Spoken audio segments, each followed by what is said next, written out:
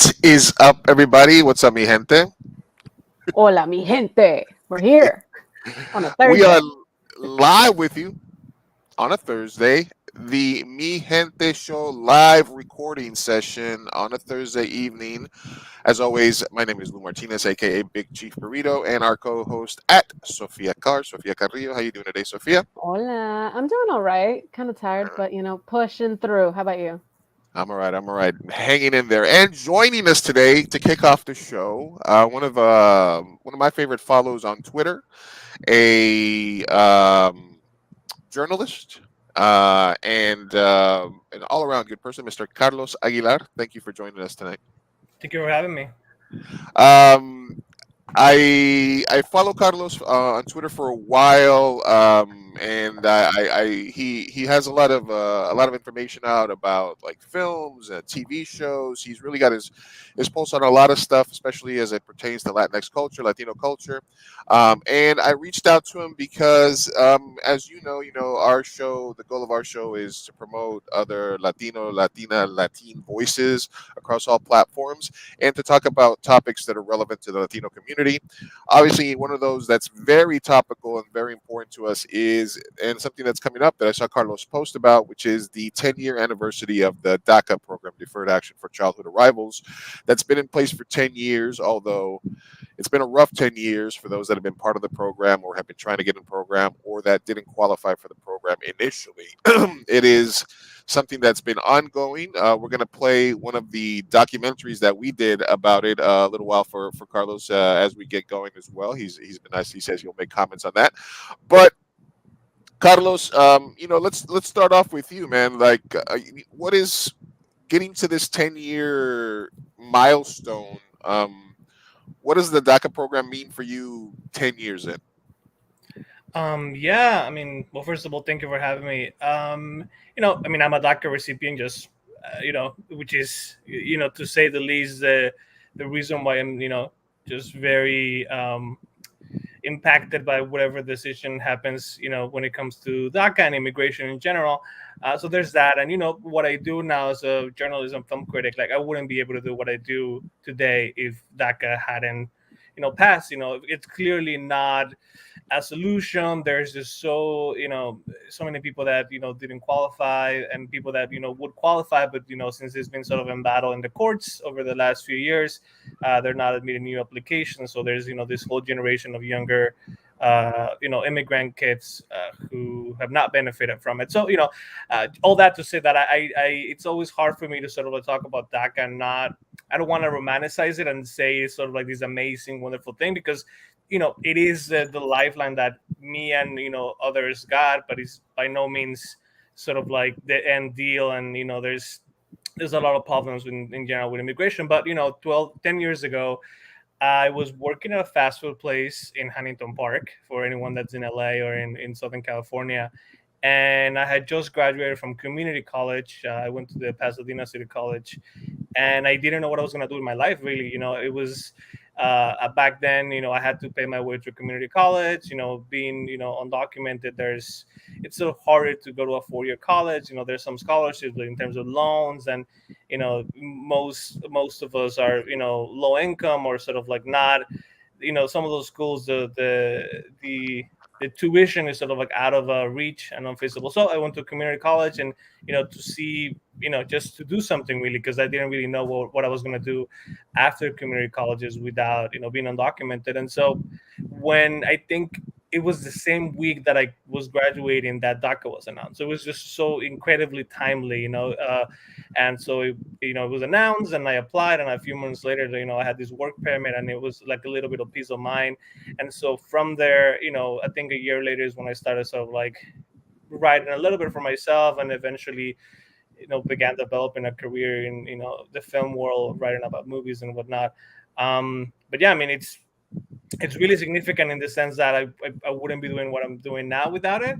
I probably wouldn't be speaking to you right now if Right. that hadn't happened. Mm. But yeah, it's a bittersweet sort of thing, because I also I'm always conscious of like all the other millions and millions of people that did not benefit, and how that's sort of like it's a privilege to have it, but at the same time it's not permanent. So it's sort of like a weird position to be in. Do you think that you always had these dreams of being a journalist, of talking about film, but they were sort of stunted pre DACA for you? Do you think that in your mind you thought you couldn't accomplish some of the things that you've accomplished now before? Well, I mean, yeah, totally. But also, my dream, 10 years ago was to be a filmmaker. So that was sort of like the goal. I live in the southeast Los Angeles area, and the only reason that I would trek all the way to Pasadena to go to community college was because Pasadena City College had or has a filmmaking program that, let's say, ELAC, the East Los Angeles Community College, doesn't have, which would have been the college that was closer to me. So, even it is a little strange, to think that even being undocumented, working at a fast food place, somehow I really thought that I could, maybe someday work in film. And so I wanted to, be a filmmaker. I had gotten accepted to some 4-year colleges for film production, like Chapman and whatnot. And like I was saying, those tuitions are like just beyond anything that I could have ever sort of like afford. And so writing about film came in as sort of like being part of film and sort of like still, kind of like have my finger in it without making films. At some point, I think maybe right before that year, I started writing blogs for myself, just, writing reviews, for like a little blog that no one read but myself.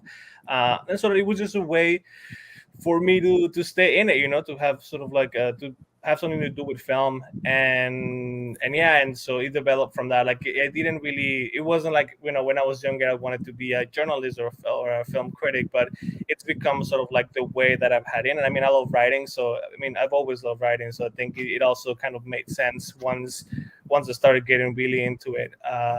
But yeah, I mean, definitely the dream of being a filmmaker was definitely stunted by, you know all of what comes with, being undocumented, and sort of like, there's no precedent, meaning like no one in my family has ever been involved with anything in the entertainment industry, no connections, no one had done it. And so to convince your family that this is a feasible thing, is it's sort of like, it's hard, to like, Yeah, absolutely. like, I'm undocumented. We don't. We're like from a working class background, and you want to you want to be a filmmaker. It just feels like it's not realistic. Sadly, Mm. I wish it wasn't the case, but at least it was. That's how it Feels was. like you're trying to go to Mars. Right, Yeah. right, right. Even Ha- but even being a film critic, it's like I would have never in a million years think that I could be doing this. But yeah. I want to make sure that we get into the meat of DACA thing. But you mentioned something regarding being wanting to be a filmmaker and then sort of but gaining your prominence in sort of film commentary and interviewing. I know for myself, since I'm also primarily a filmmaker and a storyteller, I feel a little bit weird, and I've tried to specifically avoid. And I've talked to Sophia about this.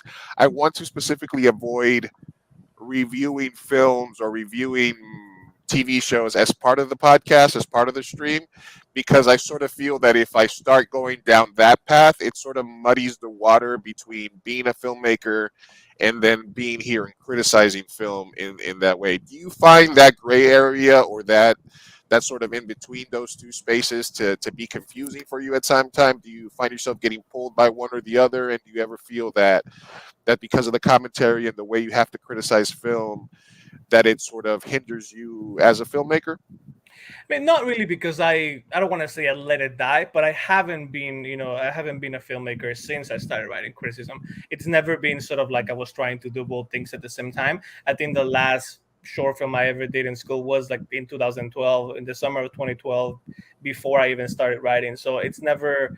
I feel like once I found sort of my niche in writing, I sort of Yeah. like decided that that was gonna be, you know, uh, what I'm gonna do. So Hmm. it's never been a conflict because I don't actively make films or write films or sort of engage in the production side of things.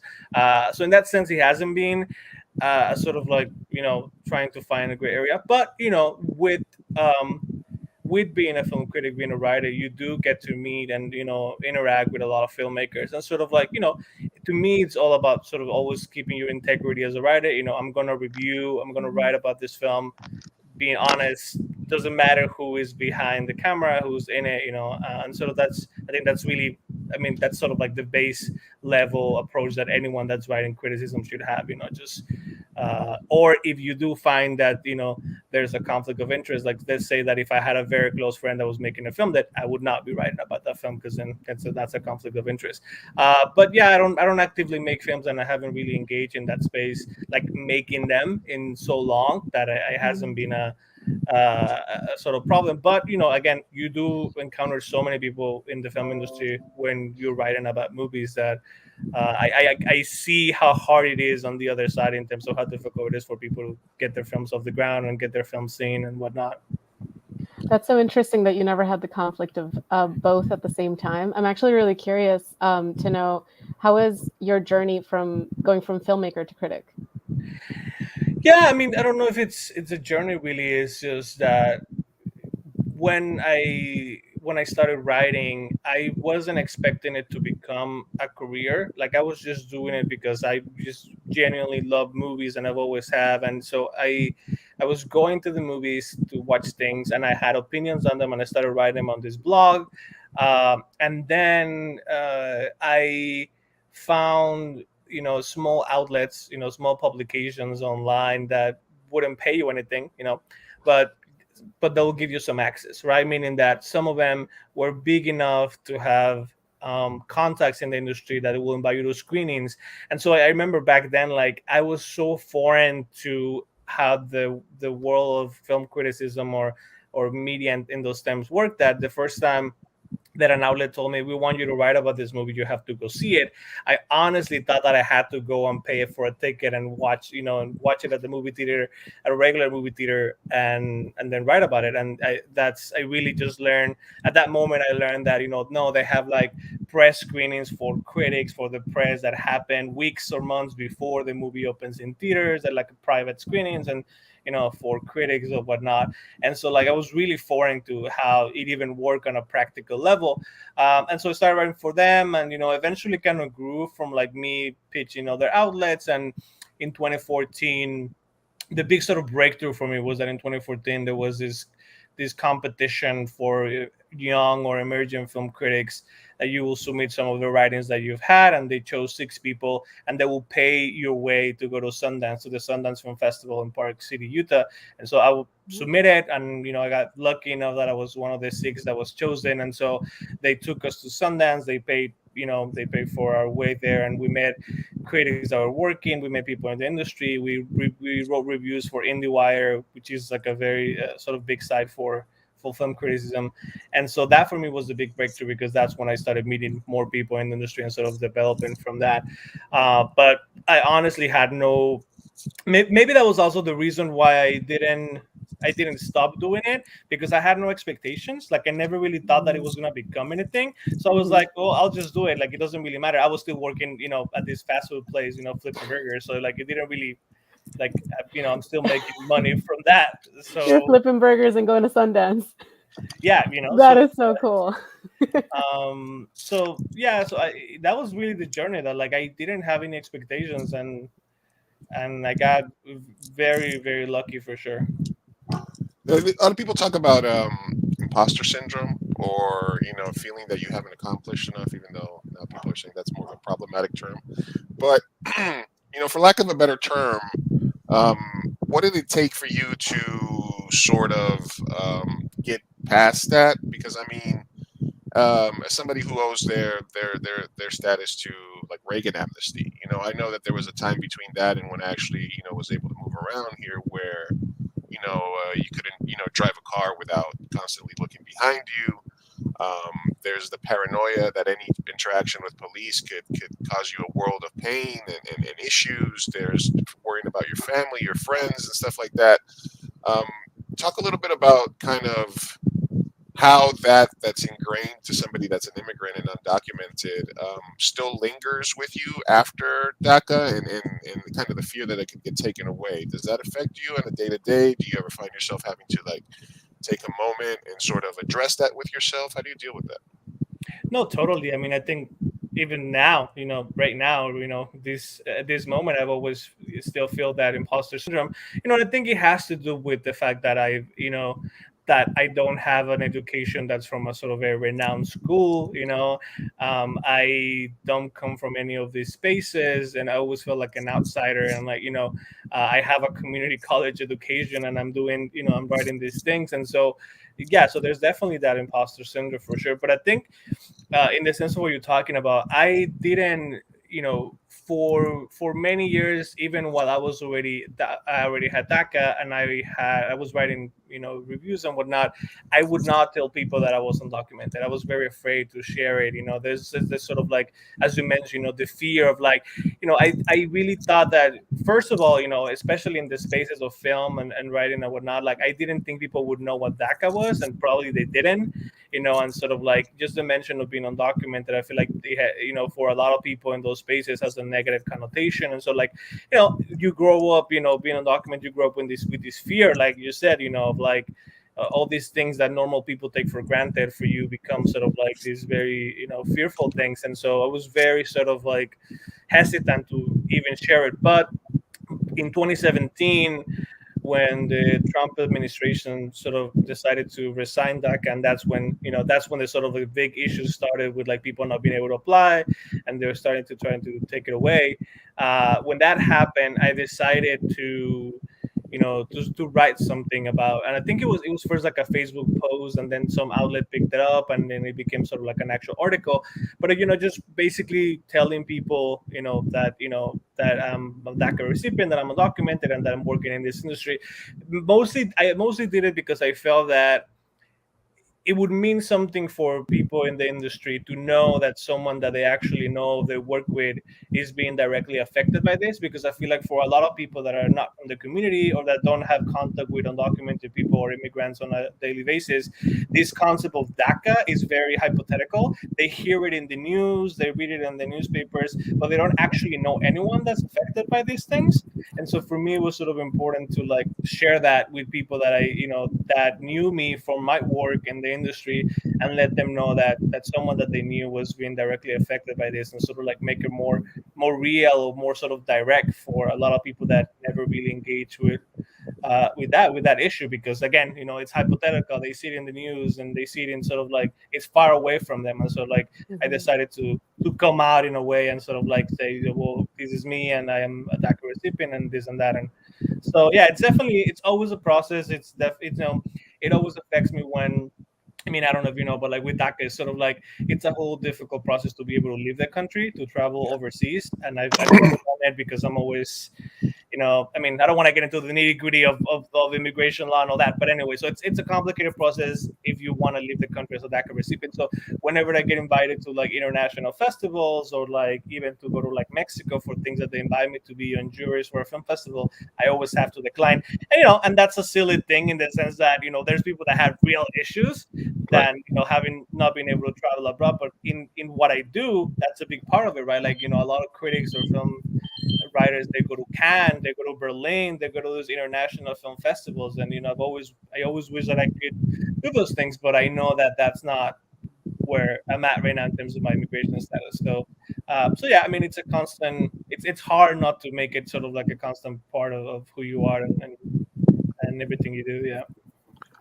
We are live here talking with Carlos Aguilar, Carlos underscore film. And in case you do have still some of that imposter syndrome, you got to look right here where it says New York Times, Ooh, LA Times, you IndieWire, LA Film Critic. So we're live talking to Carlos about his life as a film critic, and as well as the 10-year anniversary of DACA and how it affects many people in many different ways, etc. Um, what does it feel like to have those credits now?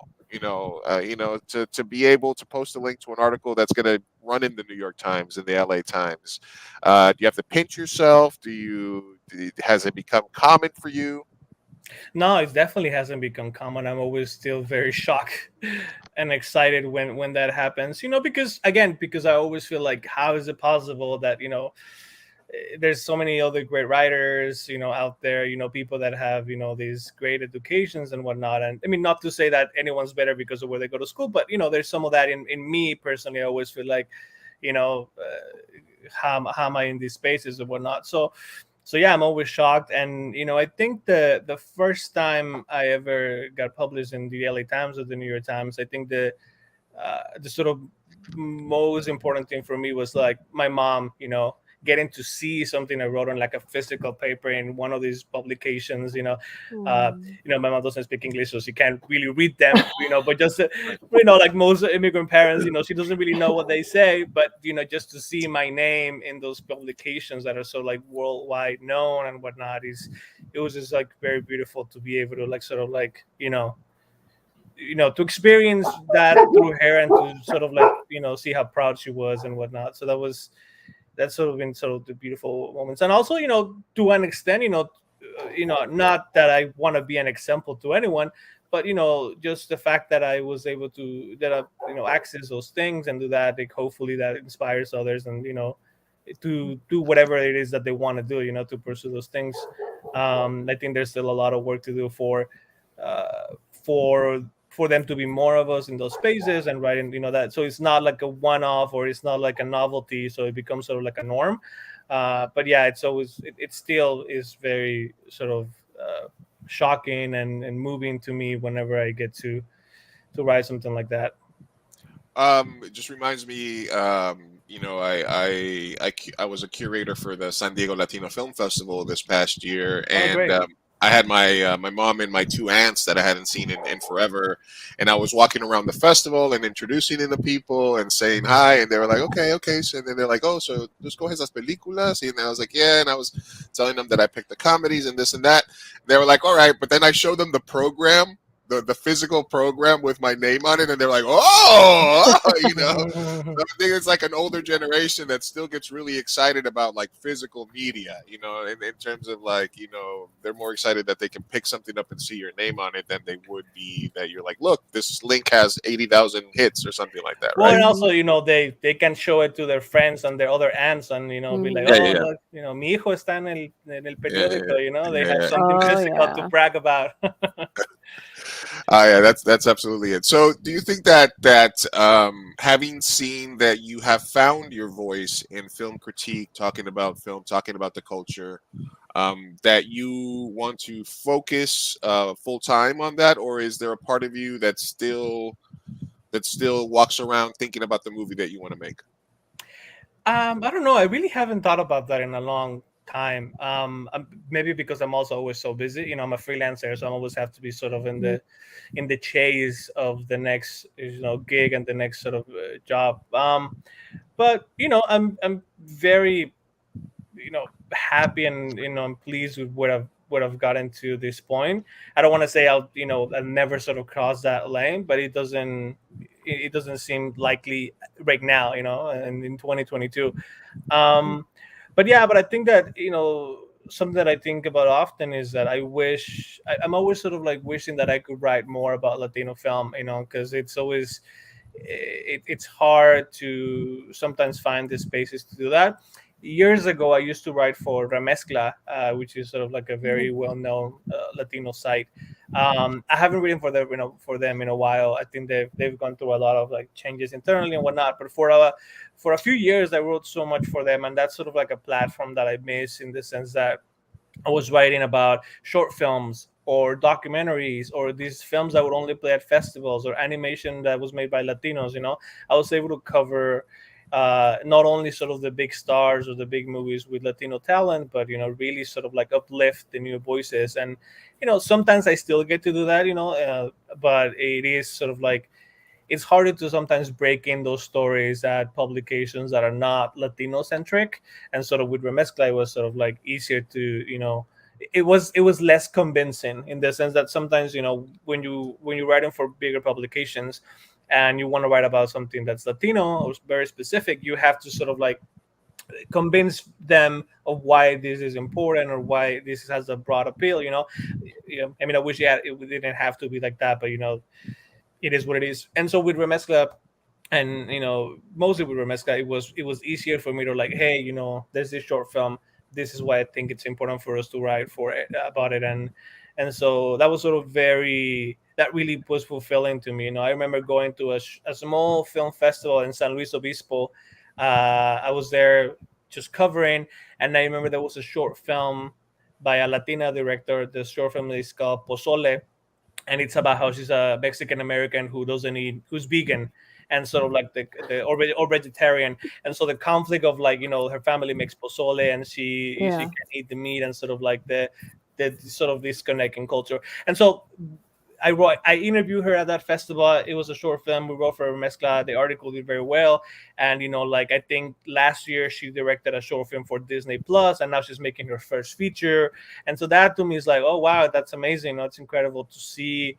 I saw that short film, a few years back, and now this filmmaker is really taking off and sort of like being embraced by the industry and taking bigger steps. So that to me is very rewarding, and I wish I could still do more of that. And maybe hopefully I'll find another way to do that. But yeah.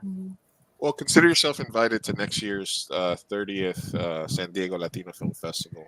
You know what? I've never been, and I've always Oh my I'm so close to it, and I feel like Yeah. one way or another I've never been, but I definitely need to make it there.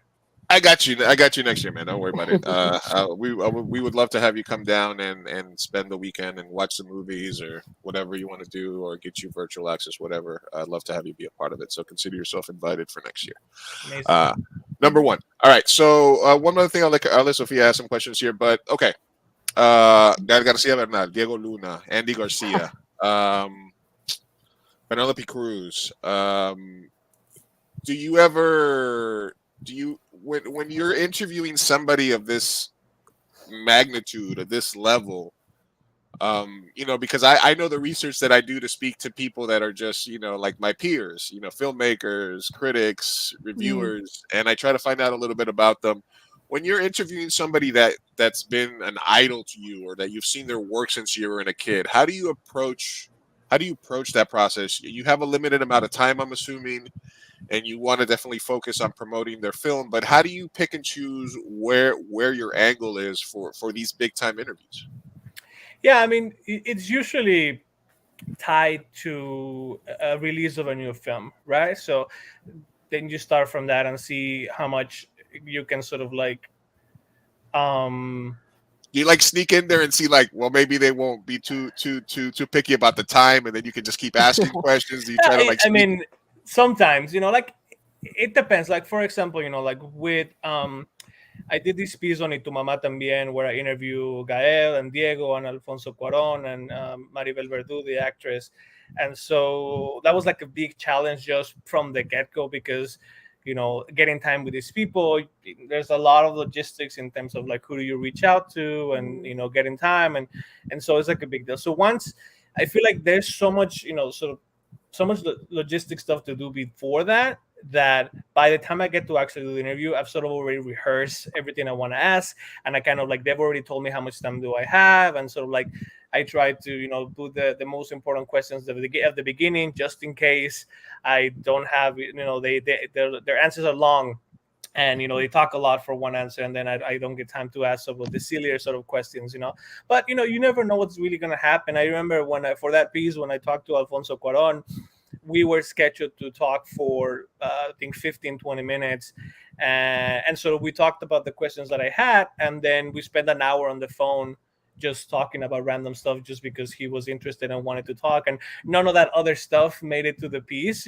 but it was sort of like very rewarding to like have a chance to chat with him. And so it all depends, but I still get nervous. Doesn't matter who it is, doesn't matter how many times I've done it, I'm still always sort of like 5-10 minutes before it happens, I don't want to do anything else. I'm like hyper focused. I have my list of questions. I've gone all over it, and then so I think you have to be the most prepared that you can be, and then hope that there's some magic in there, in the sense that they might say something funny or something unexpected. And because it also, like, I think the big thing is it cannot be like automatic, in the sense that I have these 10 questions and I'm gonna just focus on that, because sometimes you ask a question and they say something interesting, and instead of like sticking to your things, you follow up, or you sort of like explore whatever they said and sort of ask about that, and I feel like I find that oftentimes those are the most interesting things, when you didn't plan on something and they're surprisingly open.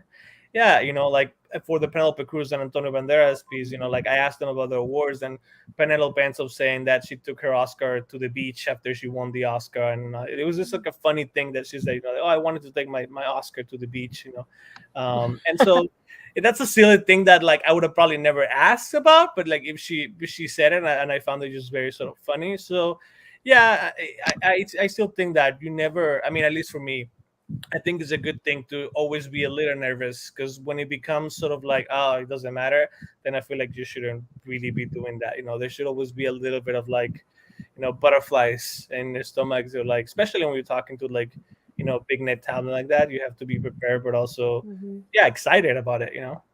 Hmm. Absolutely, Sophia. Um, yeah. Well, on that note, I was like, yeah, I always say if you don't get nervous before doing something you love, then do you really love it? Yeah. Right, right. That's probably good. Yeah. I think you're I absolutely right. actually. Oh, go ahead. Go ahead. No, no, okay, I thought you were gonna say something really cool right now. no, no. I was saying that. Yeah, I think that's true. That you're right. That you have to be a little nervous before you're doing something that you really enjoy, because otherwise, Hmm. why are you doing it? Exactly. Yeah. I'm trying to, I want to pick your brain a little bit on specifically Latino representation in regards to like directors, specifically the ones that have done successfully the crossover to the United States, Hmm. film media. So, in your opinion, which Latino director has been the most impactful when it comes to Latino representation? I mean, it's always it's that's an interesting question, because I always find myself, and I've written about this at length. I feel like you, I mean, we cannot underestimate sort of the impact that Alfonso Cuarón and Iñárritu and Del Toro have had in the industry in terms of visibility, for Mexicans and Latinos in general. But I will say that whenever whenever I think about Latino directors and representation, I always like to sort Hmm. of make the distinction that it's much harder for Latinos born or raised in the US to make that sort of like to break through, because I feel Hmm. like a lot of people know the Mexican directors that started their careers in Mexico, like, Alfonso Cuarón, Iñárritu del Toro, and then sort of like made the jump here. But very few people could name, Mexican American directors, or, New Yorkers, or people that are Yeah. Cuban Americans. It's much harder. And I think it has to do with, not that it's easier to make movies in Latin America, but in some countries there are some incentives that people can make their movies with some government assistance, and when that doesn't Hmm. exist here. And also, I think that a lot of the Latinos that are born and raised here are also children of immigrants. And like I was saying, a lot of them don't see filmmaking as a career path that's possible, because they Hmm. come from lower income backgrounds, in which, if you manage to go to college, probably you're expected to pursue a career that's sort of like more practical, that's going to give you a sort of stable job. And so Hmm. I feel like for a lot of like US born Latinos, or raised, US born or raised Latinos, it's harder to sort of break into that. And so I feel like there's always less fiction films from that perspective than there is Mexican films. There's 100 and something Mexican films being made in Mexico every year. There's films from a lot of countries, that are made every year. But Hmm. Latino films made by Latinos in the US, that's very hard. And so, all that said, that I think it's, when we think about representation, I think, the more specific you get, it's when I think it gets more interesting, and also depressing, in the sense that, yes, these three directors, are incredible. The work is amazing, and they sort of like won all the awards. But for Latinos in the US, it hasn't been easier. It hasn't been easier to start making movies and make an impact. Besides, Robert Rodriguez, Yeah. there's very That's few true. others that are sort of like, there are many that are making things, but it's definitely hard. Like, there's a Chicana director, Aurora Guerrero, who made a movie in 2012. Mosquita y Mari was shot in Yes. Southeast LA, and she Mhm. hasn't made another movie. She's worked in TV and whatnot, and like that. There's a lot of Latino filmmakers that managed to make movies in the U.S. That were born and raised in the U.S. But it's hard to sort of break through and to get those big movies. So I think that there's still a big difference, and I think the industry doesn't really understand the difference, because when they talk about Mhm. Latinos, they talk about Latinos as a single unit, and don't Yes. sort of It's a notice, monolith. exactly as a monolith, and they don't really see the differences of like, well, the filmmakers that are trained in Latin America and who make their first movies in Latin America with sort of support. That's a different path as opposed to someone Mhm. that's the child of immigrants who doesn't have any context with the film industry and who's trying to make it in and who might not be able to afford going to college to study film, and sort of like that's a different path, and sort of Mhm. so yeah. So it's a difficult question because I think that we need to look at those sort of specifics to see, what the representation really is on screen. I Yeah. think Yeah. there's I think there's a that's something that you touched on that's incredibly important is that Mexican or Latino born filmmakers are lumped in with American Latinos, sort of as a way to say, well, what do you mean there's no Mexican American Representation. or Latino American representation? You got Mhm. you got these guys, you got the big three, they're winning Oscars, right? But Mhm. also the majority of the people in their films are mostly white, and and like you said, Yeah. there's this entire support system built into Mexican and South American films. Where, as somebody who works with a festival, I know that, for example, there's filmmakers in Uruguay that get support from the country, funding, money to submit their films to festivals. They get paid to go present their films in film festivals in the United States, from Colombia, from Uruguay, from Chile, from different areas, and that's support that American raised children of Latinos that that come from families that have undocumented parts of their families that might have been undocumented themselves do not get. And then Mhm. we're told that there's nothing against them because these other filmmakers that are mostly more privileged from South America and Latin American countries have made it. Mhm. So there's absolutely a lumping in of the filmmakers with that group when they should be viewed as separate, because there's a difference between being born affluent in Mexico and being able to make movies at university and making your film there, than growing up poor, like you said, in New York, Los Angeles, with no Mhm. connections to the film industry. Even you're living in a film hub and trying to get through that door. The Mhm. biggest factor in filmmaking and in the arts in general is the ability to dedicate your time to the arts and not worry about working.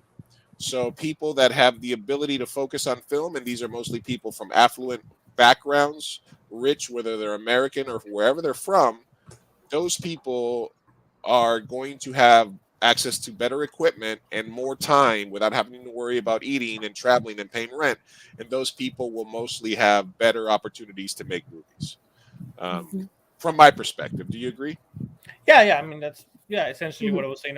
Not to take away from the talent of those other people, but it is. I do think it should be looked at in those specifics to sort of like be really fair in terms of like who's being represented and how they're being represented. And I last year, 2 years ago now, I did this thing for this piece for the New York Times about 20 Latino films, but all of the 20 films had to be about American Latinos, you know to sort of like highlight that distinction, and sort of like I spoke to like all the filmmakers. I talked to Robert Rodriguez about Spy Kids, Mhm. I talked to America Ferrera about Real Women Have Curves, and sort of like Mhm. to really have a compendium of stories about American Latinos and sort of like highlight what's that difference, and like, and 20, 20 really great films, but you know there should be more. There's plenty of other stories to be told. And my point with that being that some of the films on that list were about American Latinos, but were not directed by American Latinos. Mhm. Um,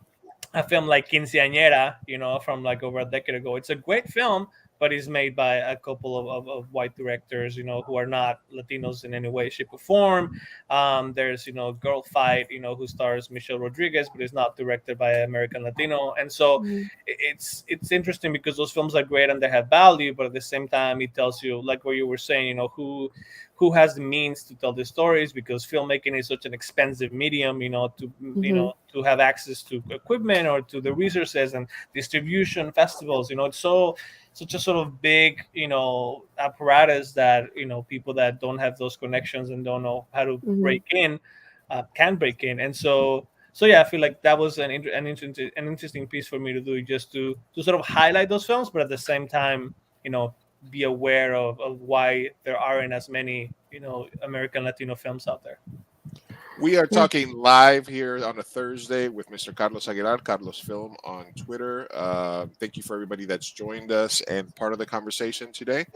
Make sure that you guys leave a like or a comment or a question. Make sure that you're following us across all platforms, facebook.com/2am burrito, twitch.tv/2am burrito, and youtube.com/2am burrito. Also, wanted to make sure that you guys are aware. Sorry, hello, my dogs are barking. Uh, we are still sponsored by. Oh my God, where is it? Oh my Mega goodness, you're not. Pint, a very large Jesus. measurement of alcohol. Make sure that you guys get your Mega Pint. I'll link them before as I'm knocking stuff over. Mhm. Carlos Aguilar has been kind enough to join us today. You can find him on Twitter talking about movies, talking about media, talking about film. I want to ask you a little bit about before we let you go about kind of what is the new shows and films out there that are that you feel are indicative of the Latino experience that are out there for us to check out. But since we were talking about DACA, I did want to share this with you guys. We made a documentary a couple of years ago about my friend Oscar. Oscar is a DACA recipient as well, and as you mentioned, some of the issues that the DACA community are faced with are that they must maintain a job, they must pay taxes, but they can't collect. Unemployment. They have to pay unemployment, but can't collect unemployment. They must maintain a job. Every time they have Oscar has a chance to go film a movie in Portugal this year, and as many DACA recipients have to make tough choices, he has to decide whether it's worth it to go be a cinematographer on set in Portugal for 6 weeks, even though, depending on what immigration agent he gets when he comes back into the country, they could just fuck his shit up. And this is something that DACA recipients have to deal with, like you said, whether you make a decision whether you want to go cover a film festival abroad in Mexico. Obviously, some people can't even move; they have to stay where they are. But it is a tough issue. That's something that affects thousands and millions of young Latinos and Latinas in the United States. We made a short film about it for a competition, and I did want to take the chance to share it with you, Carlos, while you were here. Feel free to comment, and as we watch it, I will step away for 30 seconds, but I'm going to let this play. And here we go. Wait, you guys hear that?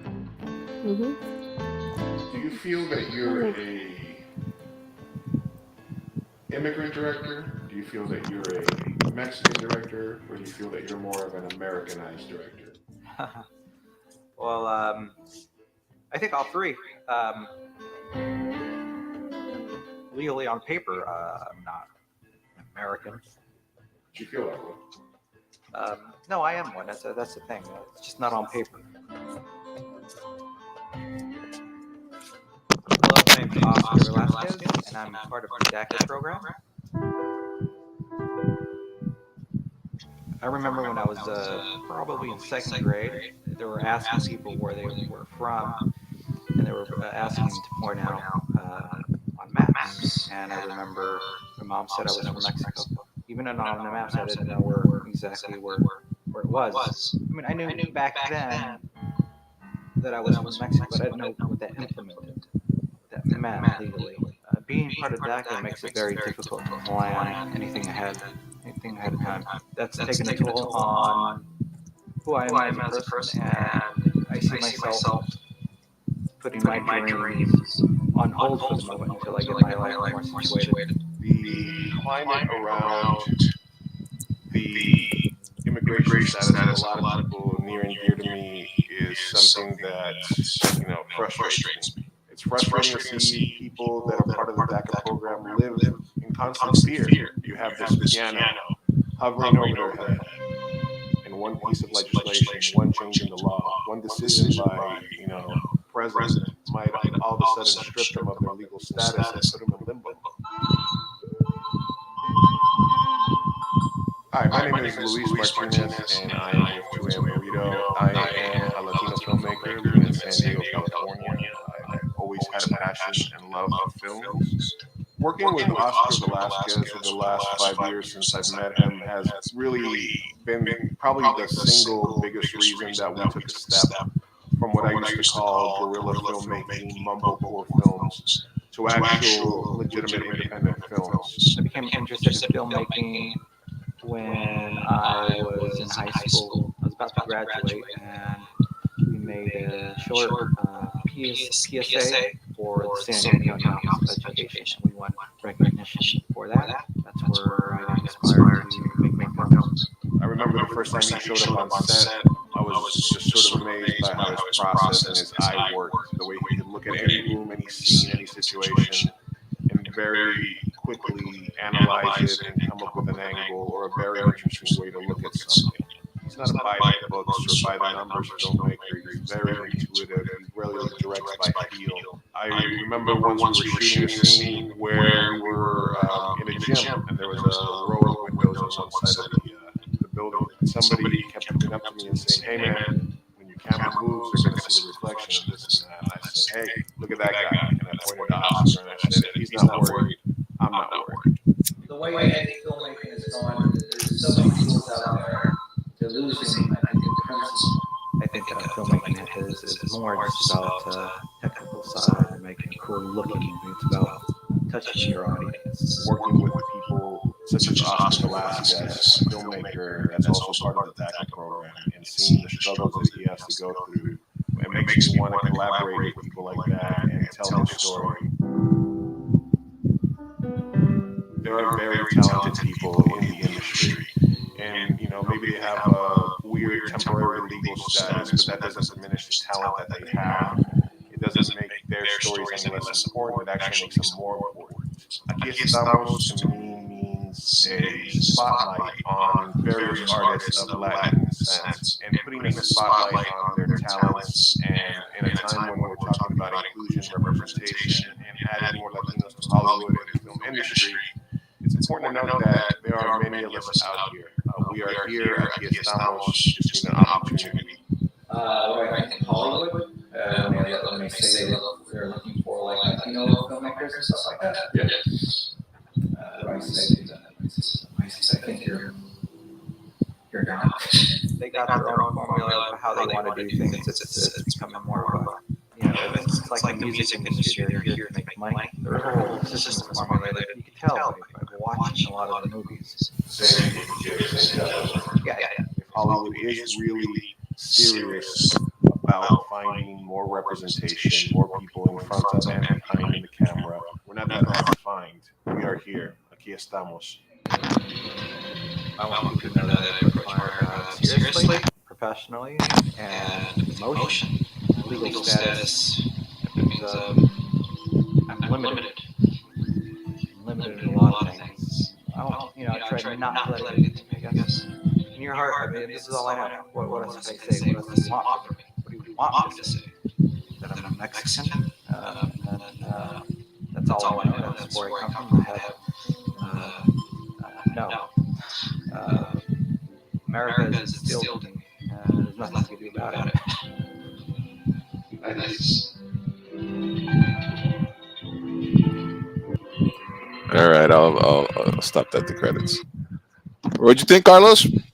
Great. Yeah, I mean, I think that's another one of those things, like people don't know that there's, DACA recipients working in the film industry, and clearly there's plenty of talent there. And I think something that really interesting that you said, I think, in the documentary is that Hollywood knows where to find talent, which I think is very very true. This idea that we can't find people or we don't know how to cast them or how to bring them into the fold is, it's not true. There's so many programs, so many initiatives, so many lists. So there's all these, the people are out there, and they're making films, they're making content, they're submitting to this contest, and so the pool of talent is so huge that it feels disingenuous for them to say that they don't know how to find them or where they are. I think that where that becomes trickier is this sort of, what is the bridge, right, from like people that are working in super independent films?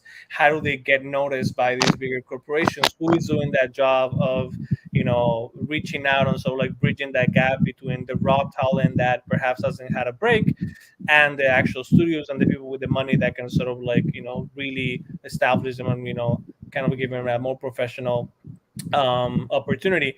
And so, yeah, that's very important to say, that people are there, and that it's the job of the industry to sort of like bridge that gap. Yeah, absolutely. I think that the only thing that I don't like about documentary is that the makeup artist made me look like Sammy Sosa, because she she caked on she caked on a bunch of stuff, and me and Oscar at the end were like, we look kind of pale. No, but yeah, the goal there was to showcase that there's so much talent, and that these people that are part of these program are not one thing. They're not, farm workers. They're not kids that are stuck in high school. They're writers. They're filmmakers. There's nurses, doctors. There's engineers. There's all kinds of talent there, and they've given them sort of this halfway status, and so they become part of this privileged yet unprivileged bunch. They have it better than some, not as good as others, and they get stuck in this limbo. So I think that, there's there, and then there's a segment of the Latino population sometimes that has a tendency to turn our back on people. They have this, I got through the door, let me close it behind me sort of mentality. And to expand on what you said, I think that the bridge is, there's still this chasm, this space between the talented independent filmmakers out there working, the people that have the money and that have the streaming services that are doing these reports and paying people like thousands of dollars to figure out how many Latinos are watching movies and stuff like that, and then, the agents that are still sort of the gatekeepers of that connection in certain area. I think that's breaking down more to where you can get across that bridge easier without having access to agents, but it's still there, because every time I see something about where, like, hey, they're looking for a Latina director, I'm here. I've made 2 features, 12 shorts. Like, what do you want me to show you? Where do I sign up? And I've been offered mentorship programs, or the abilities to go learn how to be a director. And I was like, I am a director. I've made 2 feature films. What do you mean you want me to go somewhere and learn? I have a job. I can't just stop for 3 weeks, go to Atlanta, and just sit behind somebody, and watch them shoot a show. Like, I don't. I just need you to put me in. I just need to get into the room so I can pitch my story, and so that you can say yes or no. And so I think that's for filmmakers. I think that's kind of like, the most frustrating part for me, is that I think that there's so much talent, and there's so many of us out here, and yet they seem to be looking for us in the wrong places. Whether it's where, like, even like a movie like Encanto, where there was very few Colombians on it, and I'm like, well, we're out here. There's Colombian filmmakers and writers everywhere. Like, what do you mean? Like, how could you make the movie and not, like, find one Colombian to be help with the script, or do this or do that?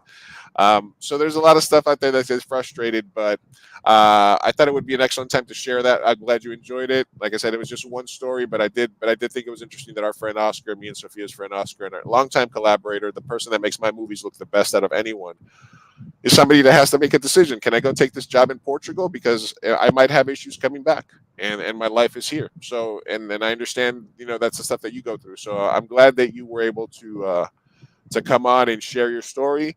It's an important thing to talk about 10 years in, because you basically have gotten 10 years of just a piano over your head, right?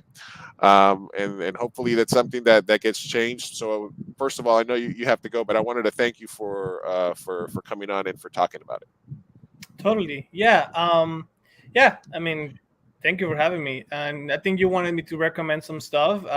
Yeah. I just wanted to make sure that I got that out of the way before I asked you some things. I just asked you, but yeah, I wanted to, number one, thank you for coming on, and like I said, if there was anything else about it that you wanted to say before we kind of just gave us some recommendations, we'll let Yeah. you I go. mean, it's one of those things. I think, like your friend Oscar said in the documentary, that it's something that I try as best as I can not to sort of like hinder what I do. It's always a part of it. I'm always thinking about as the DACA program is something that you have to renew every 2 years, and it's a process, and it's a payment, and it's like a whole thing, and you do feel like you're living your life in 2 year increments, and that's always sort of very difficult. But at the same time, I always, like you said, think about all the millions and millions of other people, friends of mine, that didn't qualify for DACA, that still live undocumented without any sort of protection or without being able to have a work permit. So it's one of those things that I try to sort of like navigate it as well as I can, but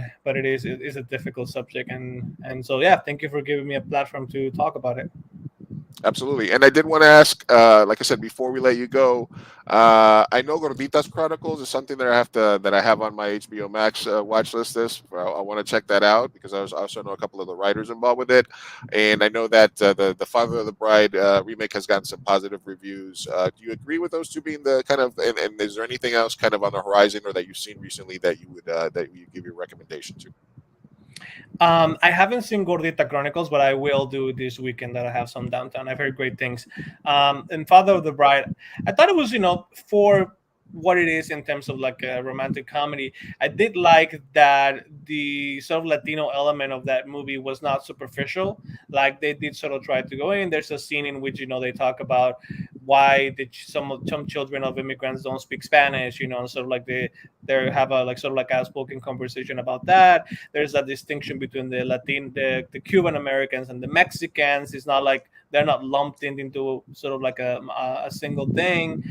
So I do think that they tried, to sort of like really not sort of like just copy paste the original Father of the Bride movie with some Latino things, but really embedded the Latino element throughout the story and make it really about, the father as an immigrant and, what the older generation of immigrant parents feels and thinks about, their younger American born or American raised kids. So, I think that there's really interesting stuff in that movie. And yeah, I mean, it's not super new, but it's a movie that's also on HBO Max that I don't think a lot of people have seen. It's called De Lo Mio. And it's a Dominican American film that I think they put it on there like maybe last year, but it's by a Dominican American woman director, Afro Latina, who made a movie about these two Dominican American sisters that travel back to the Dominican Republic to sort of like grapple with the death of their dad, and they have a brother who was raised in the Dominican Republic, and sort of like the distinctions between the American raised kids and the kid that was raised in the Dominican Republic, and sort of like how they sort of like deal with their identity in between those two. And it's a first feature that is really great, and I don't think it's gotten a lot of sort of attention, but it's one of the ones I think is really beautiful. It's called De Lo Mio. Did you review 499, 4.99. the Yes. documentary? Oh, yes, I reviewed it, and I also wrote an essay for the. They're putting out a Blu-ray of the documentary, and so I wrote an essay about it. Which I think the essay, I don't know if it'll be ever online. It might just be on the physical thing, but the essay is also about the immigrant experience, and sort of like it's a documentary about the 499 years since the conquest of Mexico by the Spaniards.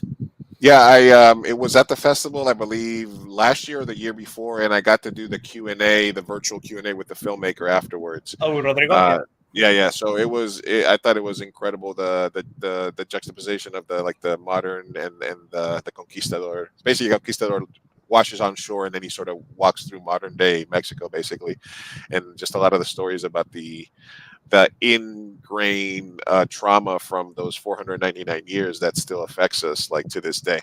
I want to thank Mr. Carlos Aguilar again for being a part of the show today, man. I really appreciate you coming talking about the story. Any last words, Sophia? You're muted. Technical difficulties. I just wanted to say thank you for being here, Carlos. It was super helpful and informative having you here. Thank you for having me. Yeah, thank you guys. Have a fun rest of your show. All right, yeah, and anytime you have anything else that's coming up or whatever, we can talk about some movies or stuff, or maybe Oscar time or whatever. You're always welcome to come on. I appreciate it. Yes, please come on so that we can review some films during Oscar time. It gets really fun around those times. Absolutely. Thank you, guys. All right, guys, have a good Have a evening. good night. Good night. All right, that was Carlos Aguilar from Carlos Film on Twitter. What'd you think? Oh, he was lovely. Yes. He was lovely. I wish I would have prepared a little better to know more about his background and stuff like that. But man, he sounds like he has like such a good backstory and experience, and just like, oh, so good, so good. So good. First time So double good. teaming a guest. No, on this podcast, On yes, this but podcast, yeah, so yeah, yeah. Dr. Jen. What was that? Yeah, Dr. Jenna was. Yeah, yeah. Okay, it was our first boy girl. First it was girl. This is the second threesome, and it was boy, Check girl. out yeah. You gotta go. You got if you Yeah. want one, you gotta be open for the other one, There right? you go. Like Yeah, if you're like I want this Al- setup. Although we did establish that you were very straight, so how would this one work out? No, yeah, no. That's that. I guess no, but I'm talking. I guess I was just sort of juxtaposing the two. But but that's the conundrum. If you ask your girl for one of them, then what are you You going to got to say do the when other. when That's she asks true. you for the opposite? What are you going to do? You don't want That's the true. answer to. You don't want the answer to that question, man. Trust me. Exactly. The older you get, the more you know. There's some things you just don't want to know. It's okay. Ignorance in some cases continues to be bliss. True that. True that. All right. So again, Man. a guest on Mi Gente, obviously relevant because of the nature of our show, two Latinos and a microphone. So let's get on, and then we no show last week. I did realize, and I'm gonna not this week, probably next week. I'm gonna redo my filmmaking thing because I realized I was ravaged with COVID 2 weeks ago when I did my Yeah. rants, and I think I had a little bit of a brain situation going because I rewatched it. I was gonna edit it and put those as clips, and I was like, oh man, I'm hmm being way too mean here. That's not the Really? Okay. Yeah, I did think you were being mean, but I just thought you were angry. I know I was, Did but not I know don't you know. were. I At the I time, we I did not didn't. know you had COVID. Yeah, I went out Monday, and by Wednesday I started feeling crappy. On Thursday I still did the pod. Friday I felt like I got hit by a truck. I took a test. I was positive, hmm and like I told you, and this is COVID etiquette for everybody. If you get COVID, text the people you've been around and let them know. So Yes. I went out with some friends on Monday to a baseball game, and like I said, I started feeling kind So of glad weird I on didn't Wednesday. go. I was supposed to go. Right. Well, yeah, that's true. Wednesday, I started feeling crappy. Thursday, I still did a pod. Friday, I found out I was sick. So I texted my friend that I was with on Monday, and I said, "Hey, I just tested positive, FYI." And he tested me back. Yeah, I tested positive on Tuesday. Oh my god. So Ah! he had from Tuesday to Friday to There you go. text me to call me to let me know, "Hey, hmm I was just with you. I y- I could have had 3 days of taking care of myself, taking vitamin C. I could have started Oh to like god. I You could I have I also infected other people I could have since you infected didn't other know. I could have infected other people. Like, I'm sorry, man, but if you hung out with a group of people or anybody, and Mhm. you Tell gotta them. let people know right away. Yeah. If we're all over COVID and we're just gonna go out there and just say fuck it, if that's what you got to do, then when you get sick, you need to stay your ass home. hmm And so I had a quarantine for like 10 days. Was any part of And you raging because of that you weren't told? you know what? It didn't even hit me when he told me. I was just like, oh, okay. And then I just kind of went about my day. And like a day later, I was like, hey, wait a minute. If Wait a you minute. if you took a test on Tuesday, why the fuck wouldn't you tell me? That was it hit Yeah. me afterwards. And then I was like, I do have the right to get mad, but this person has some shit going on. And I was like, I don't know. I guess, all right, you're just dumb. And I was They just like, always that's do. Just that's like, just what a dumb person does. And I was like, that's fine. I mean, what are you gonna do? yeah, yeah, that's it fair. was it was definitely that person being that person. But I hmm did give me pause. But that is definitely etiquette. All right, so main thing we want to do is have that interview today with Carlos. I do have hmm some tabs open. We do have two no names way as well that we'll get to. So we'll Okay. just knock through some of this and get through some of the topics that we have on the table. All right. Rapid Uh, fire. all right, rapid fire. All right. Broke Amber Heard spotted shopping at TJ Maxx. Oh, stop, Amber bro. Heard is pinching pennies now that No. she owes ex-husband Johnny Depp paying for $4 million in damages. I'm sorry, but I don't care how much money I make. I would still go to like Burlington or TJ Yeah. Maxx. Burlington Coat Factory's got a nice 3XL, 4XL collection. It's one of the few places that has that. So why would I stop shopping? Why would I stop thrift shopping? Yeah. Also, like, I'm sure she was still shopping at all the regular places when she had money. It's just that now people can take a picture and make fun. Yeah, I mean, TJ Maxx has some shit. Like, TJ what would you Maxx pay? is good. TJ Maxx is good. Nothing wrong with TJ Yeah. Maxx. People have been getting on her about her saying that she still loves Johnny Depp despite the global humiliation, and people have been getting mad at her regarding specifically that NBC might have paid her up to $1 million for her interview. Mm. Well, okay. Hmm. I did. Okay. I did not watch the interview. Did you? I watched some clips because I was Yeah. kind of over it, I guess. But Yeah. the main takeaways were like, yes, yes, I absolutely love him. That she loved him, and she was trying to make a deeply broken relationship work, very toxic marriage, and she's basically, and then at some point she was like, he made people believe he had scissors for hands. Of course, he made people believe I was a bad person. So Well. Oh man, that's a point. That's a, Ah. it Ugh. is. It's the gift that keeps on giving. It really, yeah, it really is. I don't know. Are you mad at her? Are you mad that she is making money taking up interviews? She just lost an 8 points. She just lost, I think it was like 12 million altogether, right? That she's Hmm. losing because it was 10 million plus the maximum on the other one is like, so it's like 10 million plus. Yeah. So that's a lot of money, man. And if Yeah. she is, so She got why the one fuck? mil. Like, Yeah, she's gonna have to do what, 10, and then she also signed a book for. She also signed a book deal apparently. I mean, So you gotta do what you gotta do. If anything, this trial was a lot of publicity and it helped Johnny Depp. So her name is tarnished. If she can benefit in any way, I'm not gonna knock her hustle. So. right, this is the other side.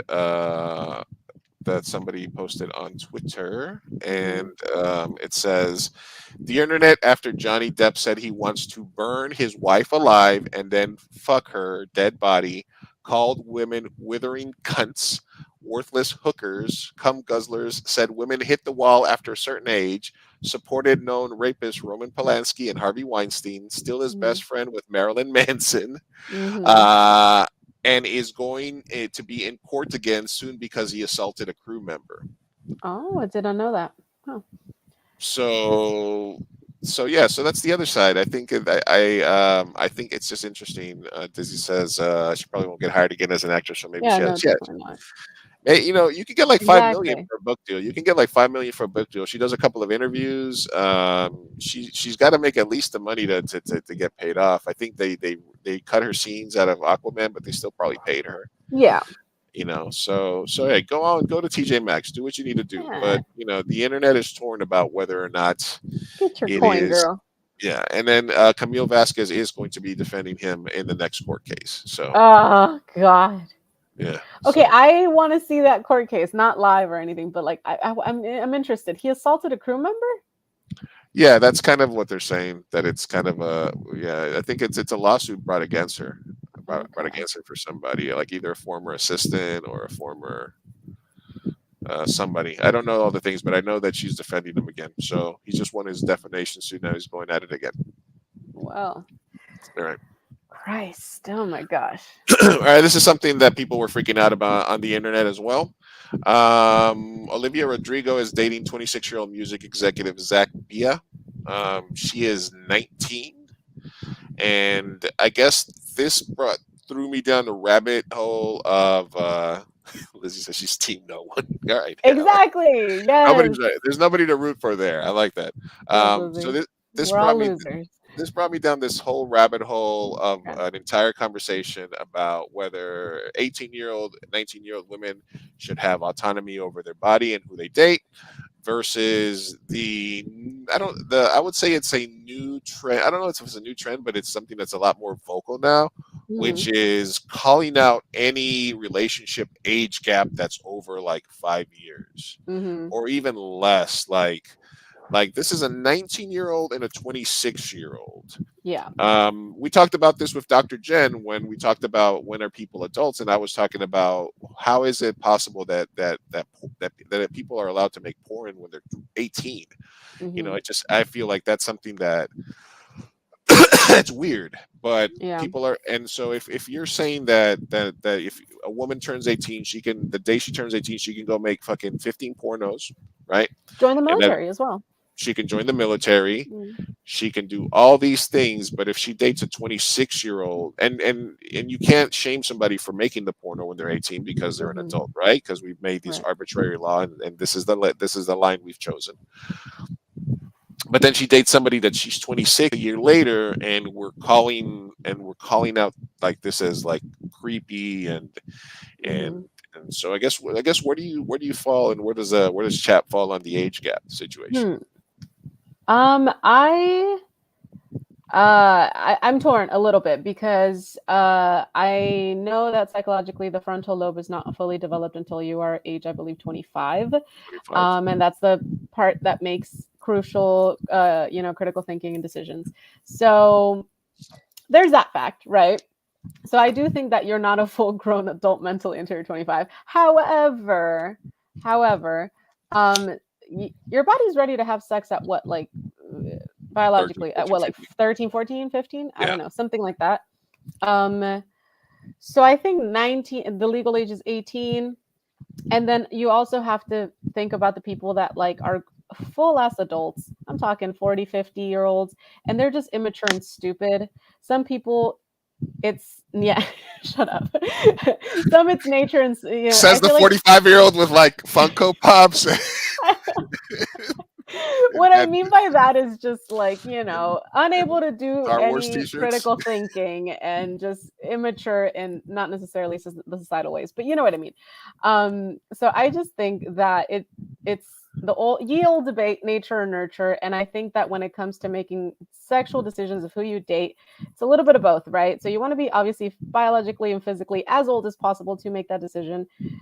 So let's say 19, but also with experience, I think that has a lot to do with how quick people mature. Sometimes people are, born into foster homes, or I just can't imagine having anything in common with a teenager, even if it was in my mid 20s.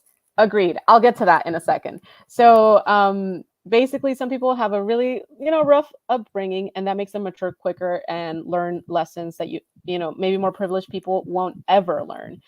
So I think it really depends your experience in life, your level of maturity, and then also biologically, how developed is your body and brain. So all of that mushed together, yeah, I think sadly it's a case by case basis. So does that 26-year-old and that 19-year-old have that in common? Because like Lizzie, I agree that I wouldn't be able to, because I probably won't have anything in common with a 19-year-old at the moment.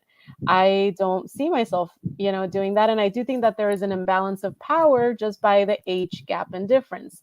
But I do think that that gap can be closed off a little bit depending on maturity and experience. Mhm. But I also don't like it. There's something icky about it. But I also am no one to judge. Cada quien, so it's like that. I'm kind of like, yeah, I would have to meet them and then I would judge. Yeah. So my question What about you? is the power dynamic Off something balance. because is I understand the power dynamic. I understand the Mm-hmm. fact that, but I don't agree that every time a 26-year-old dates a 19-year-old, he's grooming or she's grooming Mm-hmm. Agreed. or anything like that. I look at it from both ways. From a cultural perspective, when I was in Colombia and 20 years ago, and I was in my 20s, and I was there, I basically was, because in South America, Mexico as well, people will allow their 15-year-old daughters to date men, you Yeah. know. And there's a reason quinceañeras and sweet 16s were a thing, because or You sold them off. cotillions or what Mm-hmm. have you, people arranged marriages, like when you're 13. So I was told that at my age, they're like, "Well, you're okay." You see, I don't know how the conversation came up because there was all these girls around, and they're like, as long as you're not dating anybody Mm-hmm. under 15, you're fine. And I was there in my 20s. Um, I remember when I was 17, 18, 19, I dated for a while a 27-year-old woman, you know, Mm. and I was getting nothing but high fives. So it's and then I've always, even though I'm mature, I've always been kind of a person that's I've always been bored by women that are my age. Like if I was single, I don't know that I would be able to go out on a date with a 44-year-old or a 43-year-old, even though we would have so many things in common and grew up the same thing. That's not what I'm looking for in a partnership. Hmm. At some point, I looked at myself and the girls that I was talking to. I said, you know what? I'm kind of done doing this. I don't feel that this is cool anymore. The dynamics are too different. But Hmm. I always dated girls. I mean, at both. I've dated girls that were older than me. I've dated girls that were younger than me. I've very rarely had girls that were exactly my age, unless it was like high school or stuff like that. Hmm. So for me, it's part of it's cultural, and part of it is sort of whether you really are going to give somebody control over their emotions. We know somebody that was dating a guy in his 30s, and she was an emancipated 16-year-old. Hmm. And I would laugh because every time I would see her go live on Instagram, he was next to her, like in the bed, and he would like almost like be hiding, like, oh my god, people are gonna know that I'm a fucking creep. Yeah. Uh, you know, so that's cut and dry for me. Whatever the situation, you're dating somebody that's 17, 18. I mean, the fucking uh, the age of consent is different in every state in the United States, basically. Yeah. In Alabama, I think it's like 16. Yeah. So it's it's a strange conversation to have. I just have an issue with both giving people all these rights and trying them as adults. You're gonna get tried as an adult if you do something when you're 18. Hmm. You can buy an AR-15. You can go to fucking war. You can smoke cigarettes. Can't drink. Why would I judge the choice that you make on who you want to date? Hmm. Perhaps you are a 19-year-old that is incredibly turned on and have like daddy complex and want and you Hmm. think that the guys that you're meeting that are 19, 20 are kind of really really stupid. Yeah. And you so I think it's, or if I'm 45, why do I have to date somebody that's 42, 43? Can I date somebody that's 32? Is that a weird dynamic? You I know, think it, since it's past the 25 cusp, right. I would say yes. So 25 plus, no matter what the age gap, Uh, I mean, depending. I mean, a 25-year-old with a 70-year-old is 70 probably year a old. little odd. But I mean, mentally, I don't know. I Then don't you go know. the other way. Then you say she's abusing him for his money. Yeah, exactly. Yeah, yeah. So it seems like there's hard like lines societally. Okay, this is so you're not going to shame the teenager for dating the older person, but you will shame the older person, especially 10 plus years. I guess that's the question is even if the person that's older is not conscious about it in their mind, are they just kind of subconsciously grooming this person even if they don't feel that they're doing it? I guess. Is there zero situations where the older person is not a creep? Um, kind of no. Yeah, I like I loved. I want to be more gray area about this and be like maybe not. Maybe they just really love each other and have so much in common. However, you know, it does say something about your personality if you are a 26-year-old and you're dating somebody who is has that much less life experience, I guess, because Right. there is going to be somewhat of a power imbalance regardless, just based on you being older and more experienced at life itself. And I'm sure that the 18-year-old is looking up to you in some sort of way. And I feel like it just, huh? Sorry, excuse me. Oh, I think that it lends itself for whether it's subconscious or not. I think that you enjoy, if you're the older person, you enjoy having power over somebody to a certain extent, right? Because somebody your age can call you out on your shit, can call you out on whatever references or something, like, whereas somebody that's younger might just be like, oh yeah, I take that as Bible because you're older and you probably know better. Yeah, so there is that, like, for example, in high school, whenever a senior would date a freshman, we would be like, oh cool, because you can't date another senior because we would call you out Right. on your bullshit. You have to get the fucking freshman because they look at you like, wow, they're older, and they idolize you, right? Not to say Right. that that's always a fact, but it is a thing. Like, it's a whole pool boy complex. Women can do this as well. They can date men and say it's what Lizzie said, it's worse when the person knew them when they were underage. Oh, totally, totally. Yeah, I agree.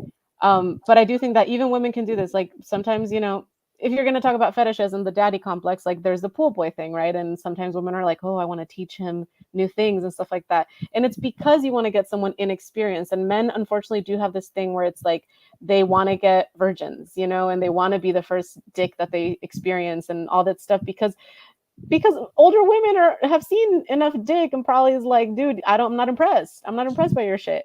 So I think a lot of guys do, you know, look for younger girls that are like, oh, she's less experienced. She's gonna fucking idolize Uh, my dick and is gonna be like, wow, you're such a king.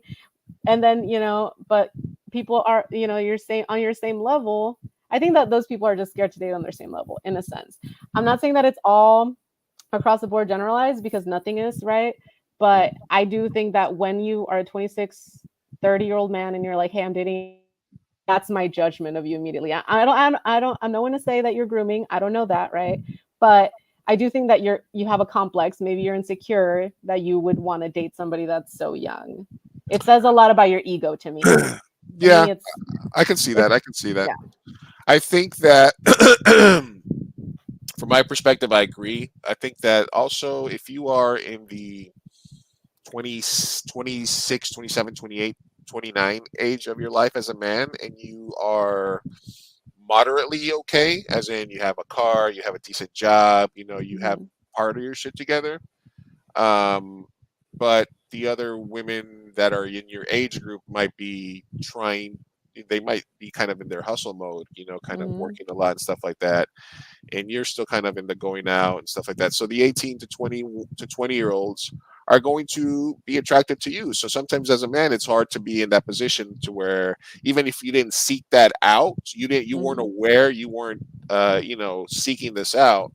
You, you know, things might come into your circle and you're like, Mhm. oh, this young, like super hot girl that's like 19 and legal is hitting on me or approaching me, you Mhm. know what I mean? And there might even be a work dynamic there or something like that. So I think it's hard for men to realize, and I'm saying this from my own personal experience, to realize as we get older that yes, there probably was a power dynamic there that even you might not be aware of, you Mhm. know. So I think it's kind of an area where especially now you got to tread a lot more lightly than 10, 15 years ago, you know. Yeah, So and I think that definitely. that's and that is that comes along with if you are in that position, even if you're famous and even if you're dating somebody like Olivia Rodrigo, who's obviously a famous person, you know Mhm. that then you're going to get called out. And then a lot of the thread was basically like that. She's 19, she has her own apartment, she's got $1 million, like leave her Mhm. the fuck alone.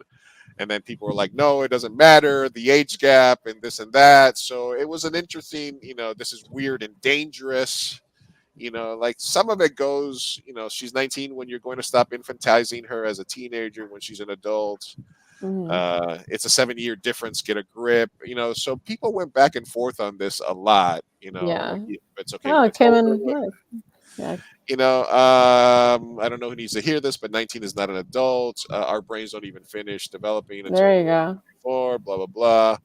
And then they're like, well, they wanted to stand her with a BTS guy who was 26. Why was that okay?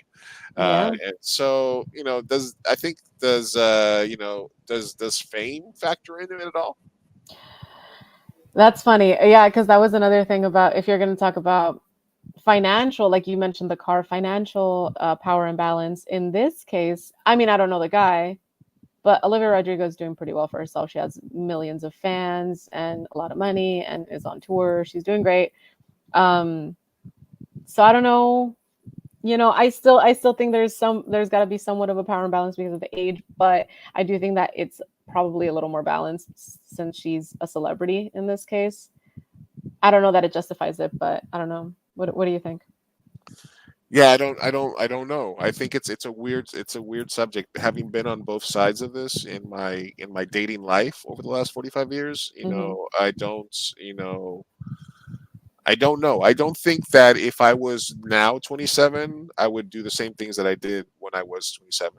I think it would be, I think that we are much more aware of what we're doing, Hmm. and there's a bigger microphone put on male behavior and relationships. And a lot of that is social media and other people not being as quiet as they were about stuff.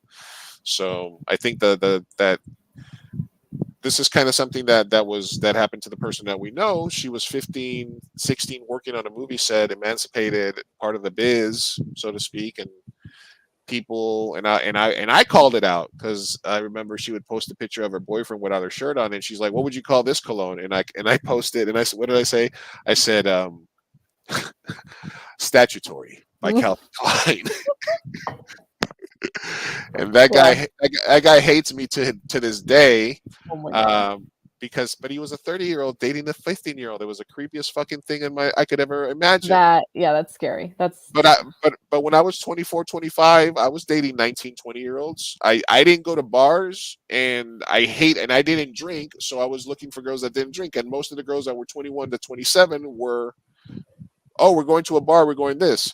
And I've never been like, I've never acted old. I've never acted my age. I've always been like, when I was younger, I acted older. But then when it got to a certain point, I stayed very young in that in mentality. So I just think it's a strange conversation to have. But I don't think it's black and white. I don't think that it's that there's X amount of numbers hmm with X amount of things that matters.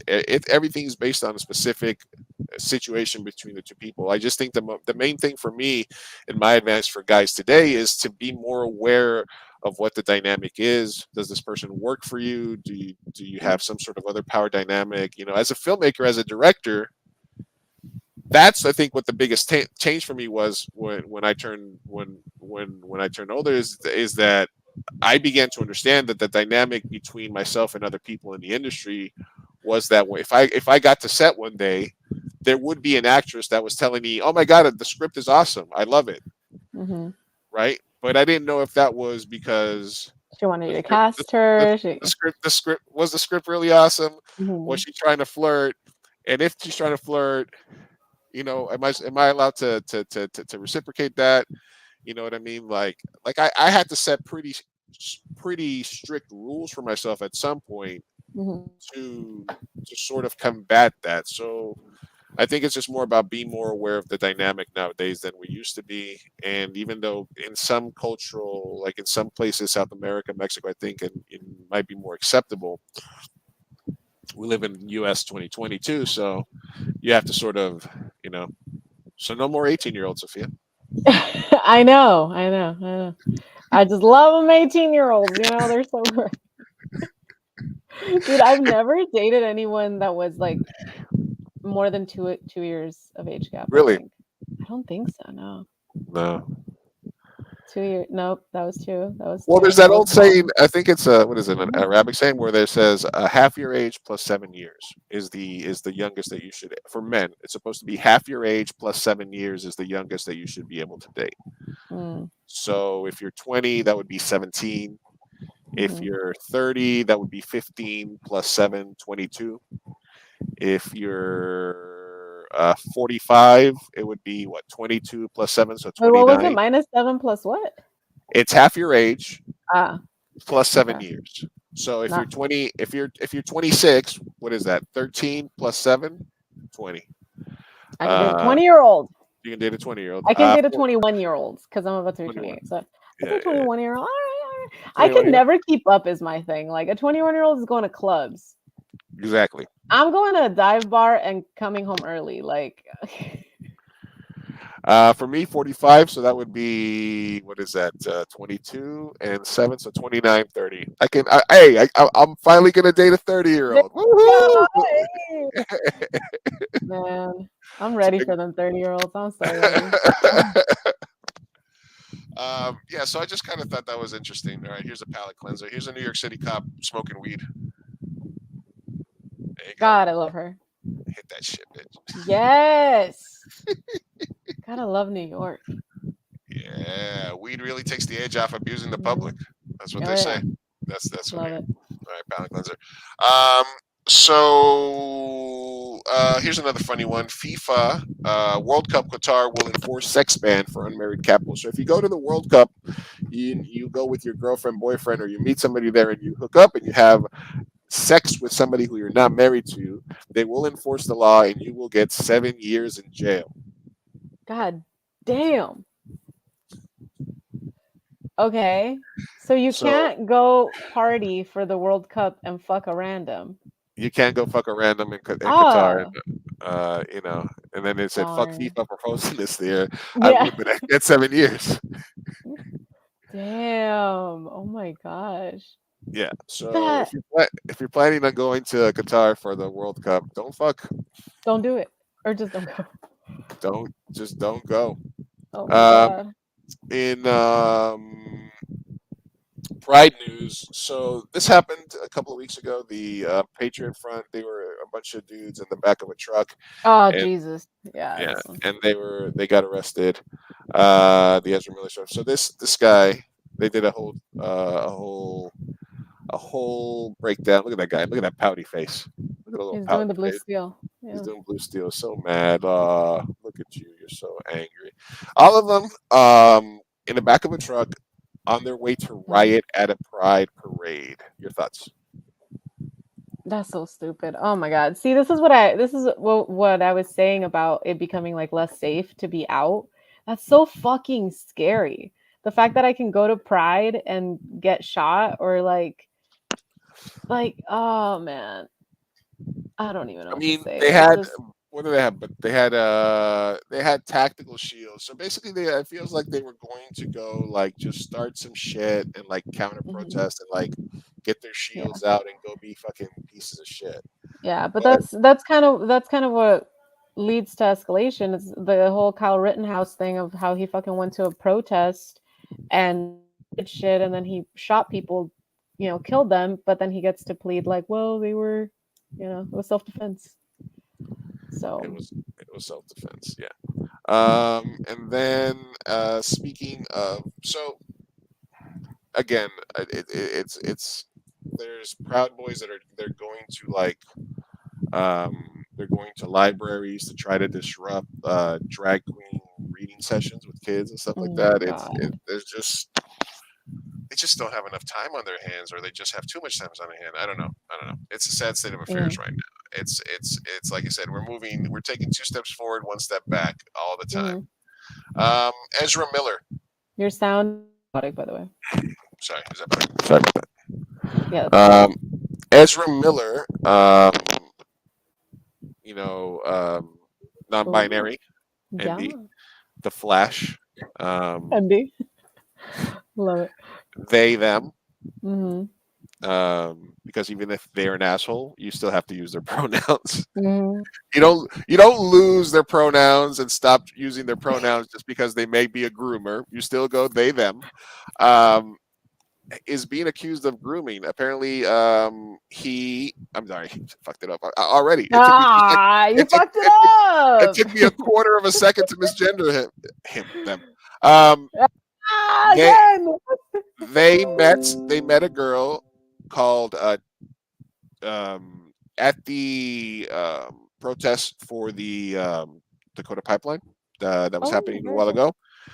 Yeah. She was I think she was 13, 14, 15 at the age, kept in touch with Ezra.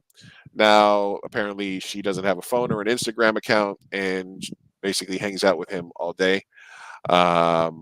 And her parents are trying to contact him and sue him because they're saying that they are um, grooming their daughter and they might be part of a cult, et cetera, et cetera. Interesting. Ezra Miller also has videos of them abusing people, getting arrested by cops. They're going as non-binary, and then they're making like these performance videos and all this other stuff. DC spent a shitload of money casting them as the Flash. Mm. They were in all the DC movies up to date, and next year the Flash standalone movie, which is something that DC is definitely hoping will gross 100, 200 million worldwide at least to cover Of their course. cost. So now people are saying that they should just scrap the movie, just cut their losses, and I think Warner Brothers is basically hoping that this goes away. I But mean, Ezra, they've got grooming allegations, abuse allegations. Lizzie thinks they should just scrap the film. Do you I think you should just be agree. like, fuck it, I agree bite the because bullet? yeah, because I mean, if he's the next, if they're the next R. Kelly, like, the film isn't gonna get a lot of. Yeah, I don't think it's. I think it's gonna get canceled for All sure. right, Dizzy, what would you go watch? What would you go watch first? Would you go watch Aquaman with Amber Heard, or would you watch The Flash with Ezra Miller? And which one would you watch? Which ones would you rather watch? Aquaman. The Yeah, answer is Aquaman. I don't think Amber should get cut from Aquaman. I don't think I don't that's think so either. I think that if Johnny Depp didn't get, yeah, there you go, Aquaman. Yeah, I think that if Johnny Depp got to, you know, keep his roles, Amber Heard should too. But problem is the films want to make money, and she's not very popular right now. So yeah. So again, whether those grooming allegations are true, and the girl dropped the video, and she was basically saying, "Hey, this is what I'm choosing to do with my life. Please stop coming after me." Blah blah blah. I love Ezra Miller. I don't know if she's saying I love Ezra Miller, but basically, leave us alone. So I think basically what Warner Brothers is hoping for is that it sort of goes away. Like, right? It's like, okay, hey, hopefully it'll die down and we can just sort of release it, or maybe they just release it. Um, it should just release it, and you know what I think? I think that if anything, what they'll do. Oh, you're saying she's got to support Jason. Yeah, so I was to say that's more of a Jason Momoa. yes, Jason Momoa. I know. I was because I was thinking one's a starring role, one's supporting. So Yeah, that's more Jason Momoa we than love Amber Heard. Jason. We love him. I think what'll happen is if more stuff comes out, they'll definitely go to possibly just releasing it just online, maybe just like HBO Max, just like Mhm. like hey, because Man, I just realized DC is taking a hit. They just keep casting a bunch of abusers. characters, a bunch of crazy, yeah, lots of pieces of shit. I mean, if you're going to talk So about abusers, yeah, they don't seem to have a problem here. yeah. Okay, the other major thing that was happening this week is well, there's two things that happened. All right, one major news today, right before we started, I got a notification that said that the sort of watered down gun control legislation that passed Congress a week ago passed the Senate today, 66-33. Mm. So bipartisan gun legislation Hmm. passed the Senate. It wasn't. There's no ban on There's no ban on assault rifles. Basically, the majority of there's no real meat. It actually funds police more, Great. but it does have a couple of basic things like it takes longer for an 18-year-old to buy an AR-15. They do have some improvements on background checks, some red flag laws, which means if you're like a domestic abuser, it'll be harder for you to get a weapon. Mhm. So there were a couple of things mixed in there that are just like super bare bones things. But do you think that this is the interstate commerce stuff, the abuser clause? Those things will have tangible effects, but Yeah. nothing too much. Have you read up on it, or how do you feel about like kind of this bare bones thing? I've watched a couple of videos, but it's been very light research. Uh, but yeah, what I've heard is exactly what you just said, which is that it's very, very watered down. There's not much meat to it. It's literally like we couldn't. It's something that they pass so that they could say they passed something. Exactly. Yeah, yeah. So when something is bipartisan, you really have to read into it because usually it means that they agreed to save face. So now they get to say, "Hey, we did something about it. We did something. So why are you bitching when the next shooting happens?" But in reality, they haven't really done much to prevent it. The red flag laws I like, but also how many 18-year-olds don't have that don't have any previous it's like they can still 15. There's no background check in certain states.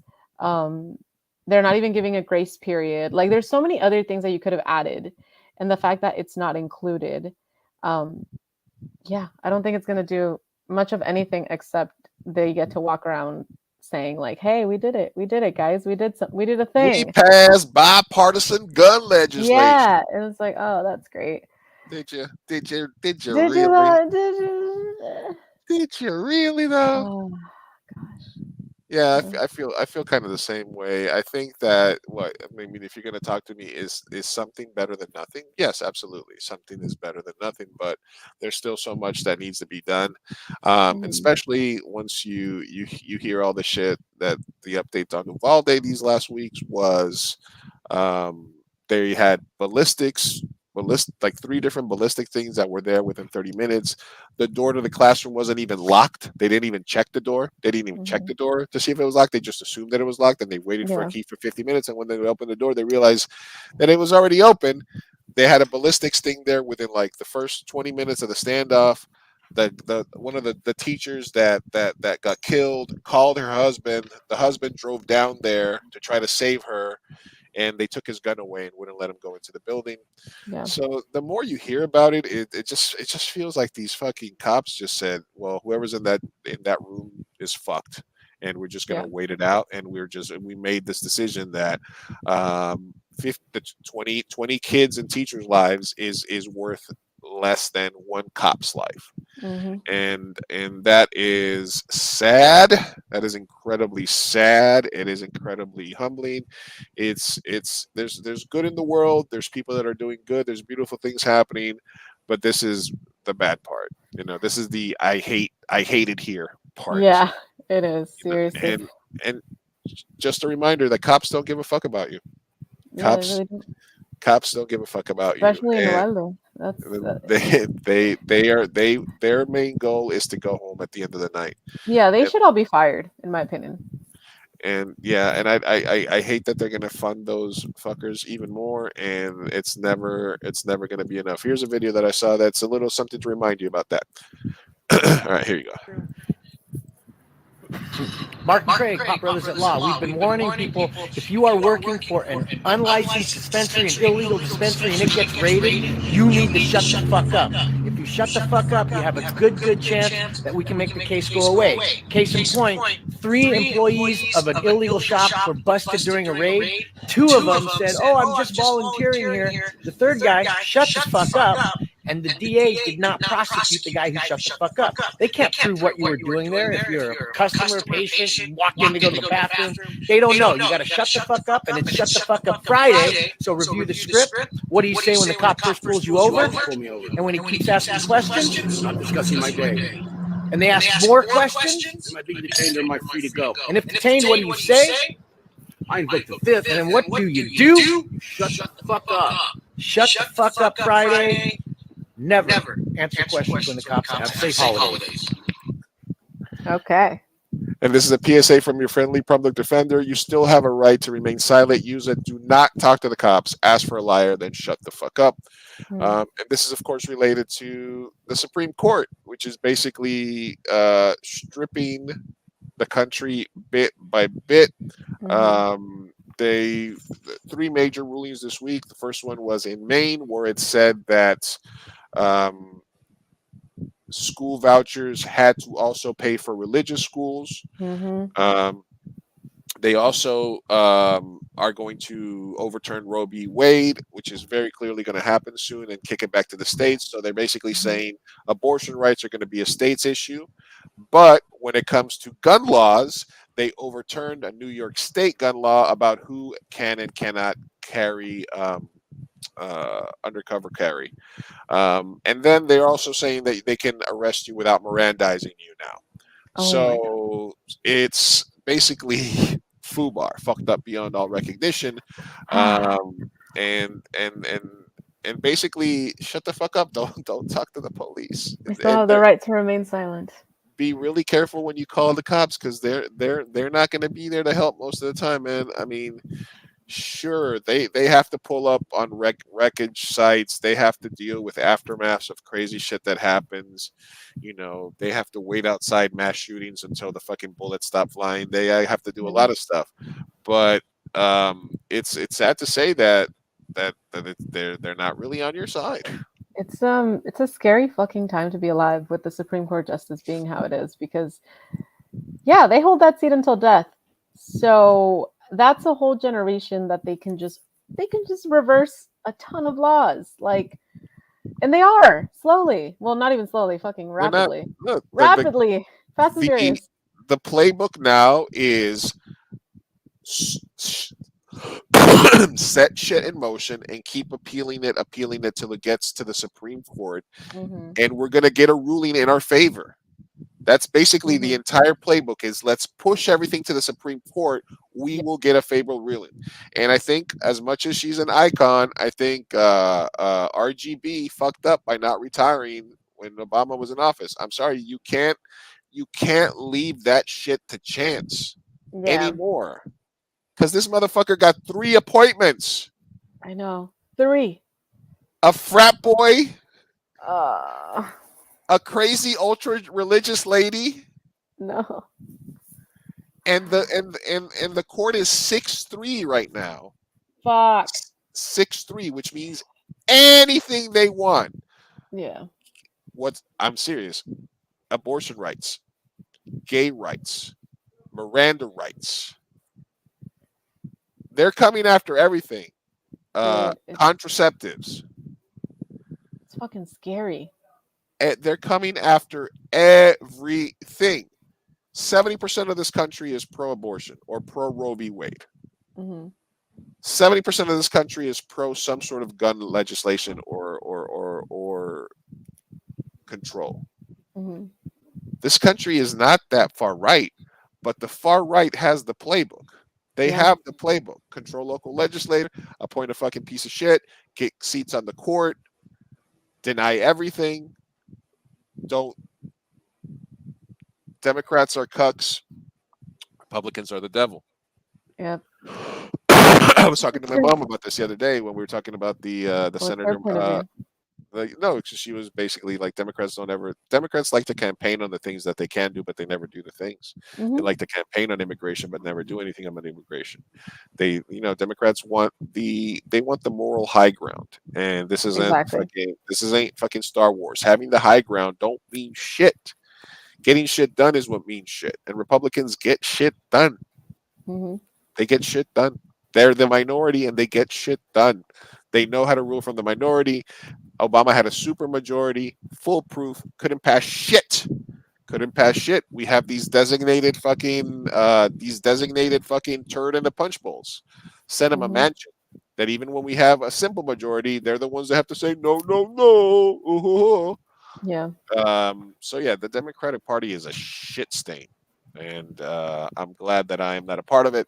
Unfortunately, between a cuck and the devil, you'd always Yeah. pick the cuck Of to course. be the person in charge because they at least I don't even know if it's at least it's like we're just so fucked in the system that we had, and it's the difference between the left and the right is it feels like it's bigger than it ever has been. It feels like Yeah. that there's very few of the gray area people right now.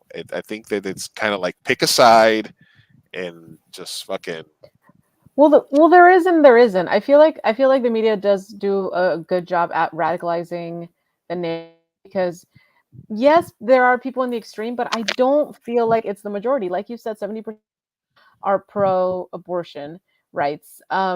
It's and then a majority is pro free healthcare, a pro loan what's it called loan forgiveness. yeah, thank you, loan forgiveness and all of these other like social issues that economically would help the middle and poor class.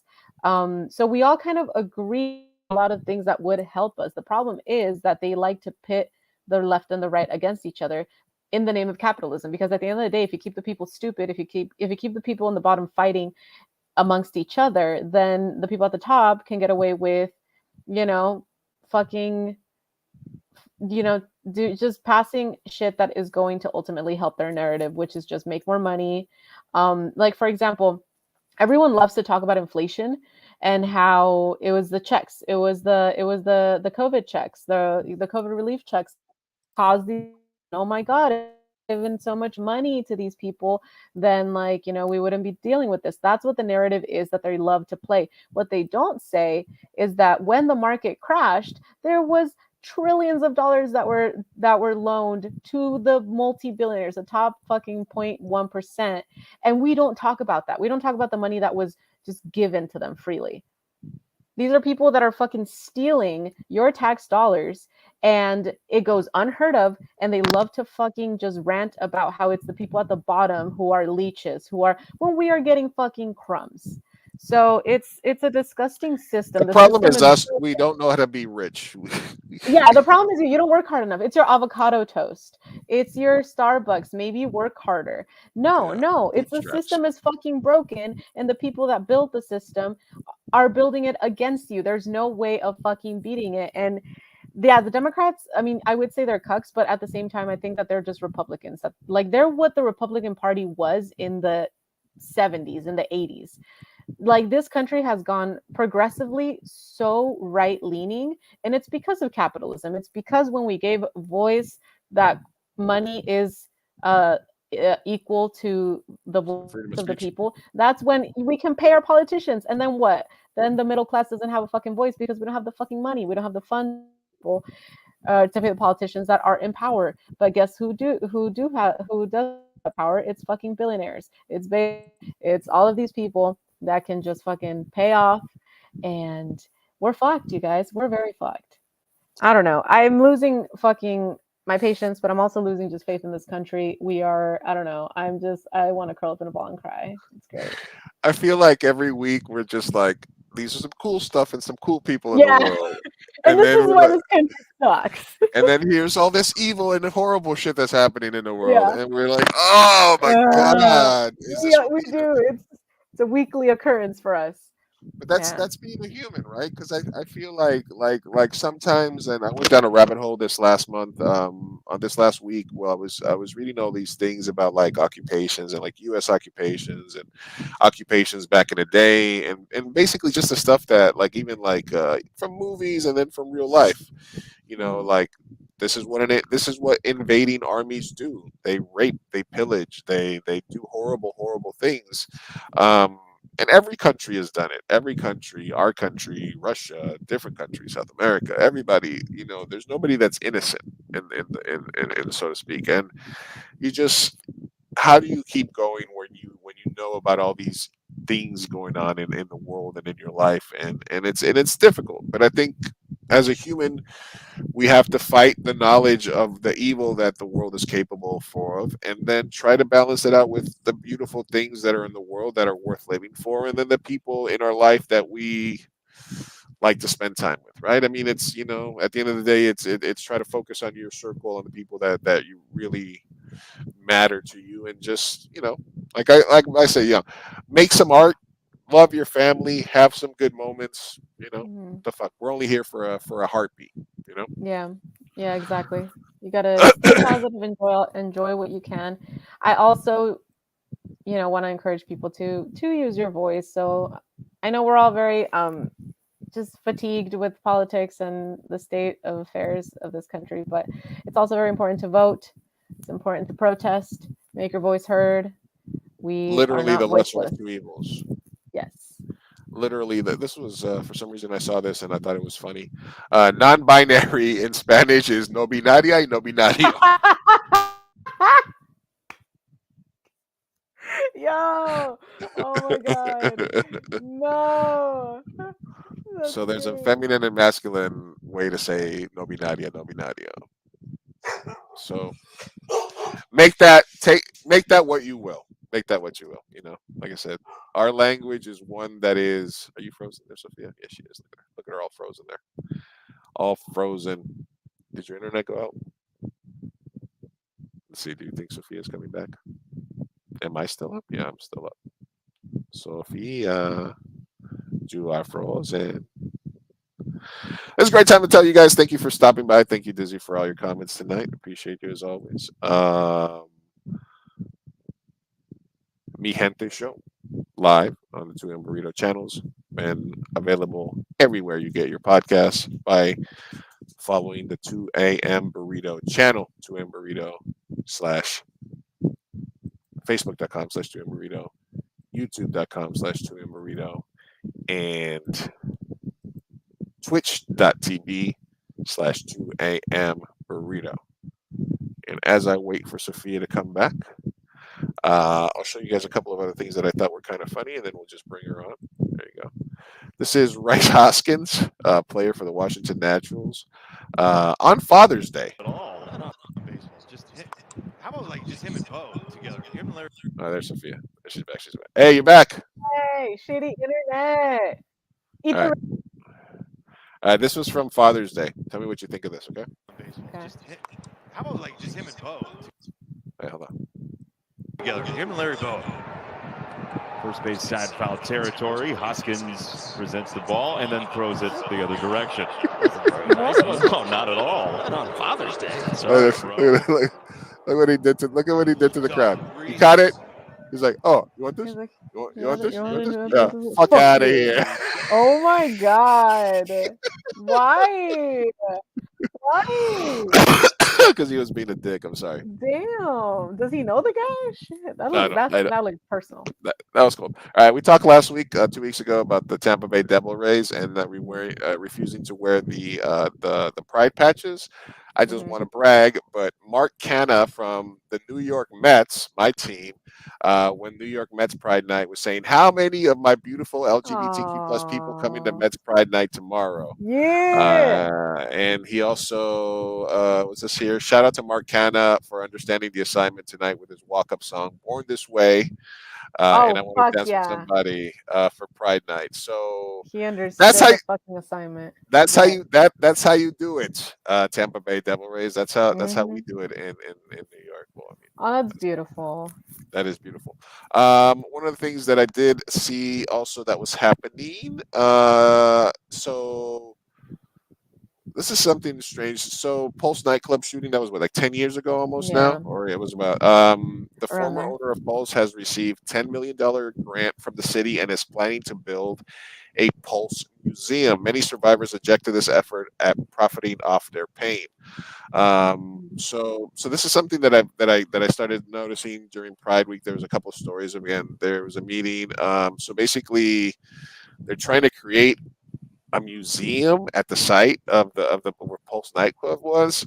Maybe this is something you could look into and report back on, see how you Yeah. feel about it. But I just thought it was something kind of interesting that they're trying to put up a museum. The previous owner is got $10 million for it, and a lot of the survivors and stuff are basically like, "Why are you taking this money?" And I don't know Mhm. if necessarily you would want a museum.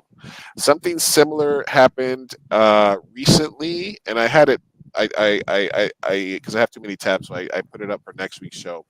But apparently, Stranger Things has an issue like this as well, where they shot some of season 4 at an actual concentration camp, and Oh wow.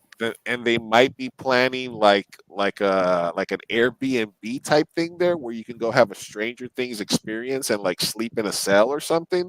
I got to look further into it, Mm, but anytime that you're directly profiting off of a location like that, or no.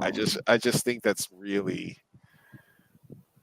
of Yeah. fucked up. That's kind of messed up. All right. That would be like Push if it. they did a museum after the Uvalde shooting and no. No. Let's not do that. No, we had an Am I the Asshole a while back, which was about the plantation wedding and Right. whether right. Yes. There's still stuff like that. That was a good one. And then also, not that I want to equate it, but Holocaust museums. Yeah, like the influencers that go take pictures at the Holocaust museums and stuff like Mhm. that.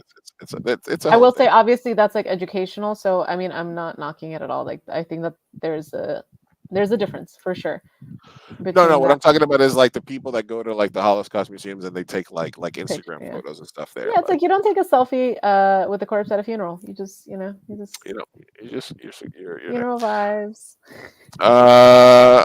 I'm pruning through these and I'm moving most of them here to episode for next week. Yeah, it's gonna be. Since we have one, I'm just gonna do these short ones that I found here. This is a mascot. Uh-huh. Keep your eye on the devil right here. Boom! Oh shit. You Again, fucking he's got running. Boom! And then the kid sort of just he takes a moment like a superhero stance. He's like, all right. And then He's like, all right, yeah, come on, kid. rises from Come the on. ashes. Yes. I'm sorry. Sometimes superheroes can be killer here. Snow and hail in Mexico. It's a nice sign that that nothing none of this matters because you know we're global warming and climate change is Yeah, real. it's true. We're all gonna die anyway, Yeah, so it's all happening here. we just gotta make it Uh, what, another 20, 30 years? Cool. in an issue in a story that I have zero issue with, Ana de Armas is going to play Marilyn Monroe in a movie. Nothing to see here. No problem at all. Okay. I think there's absolutely nothing wrong with her playing a white lady. I think we all agree that this is a non-issue and everybody should shut the fuck up about it. I agree. So Ana de Armas literally could do no wrong. She could. no, Ana de Armas can do whatever the fuck she wants. this is not Absolutely. problematic. This is not problematic at all. Mm-mm. This is a trend that something that I saw creepy. This is in the file this under do better men. Um, so Aubrey Andrews, she's somebody that calls out a lot of guy stuff on Twitter. I follow her. So this Fun. is a self narration sort of thing. Which don't do this if you're a guy. Hey, gorgeous. Do I know you? No. Looks nervously. I found your page and you are so beautiful. Okay. Looks down. Like, don't do that. Don't narrate what you're doing. It is the cringiest fucking thing that I could ever imagine in my life. What do you think? Okay, I'll let you read it, Sophia. Uh looks down. Do you maybe want to go on a date with me? Dude, you are yeah. Also, I do that, so fuck this guy. Dude, you are a random guy I have never met who randomly complimented my body. What do you think my answer will be? Tears and eyes. No, no, no, no need to be so rude. I was just being nice. Why does he keep doing it in each one? Please stop whatever you are doing. It's not cute. I was not being rude. I was stating the facts. Looks down hurt.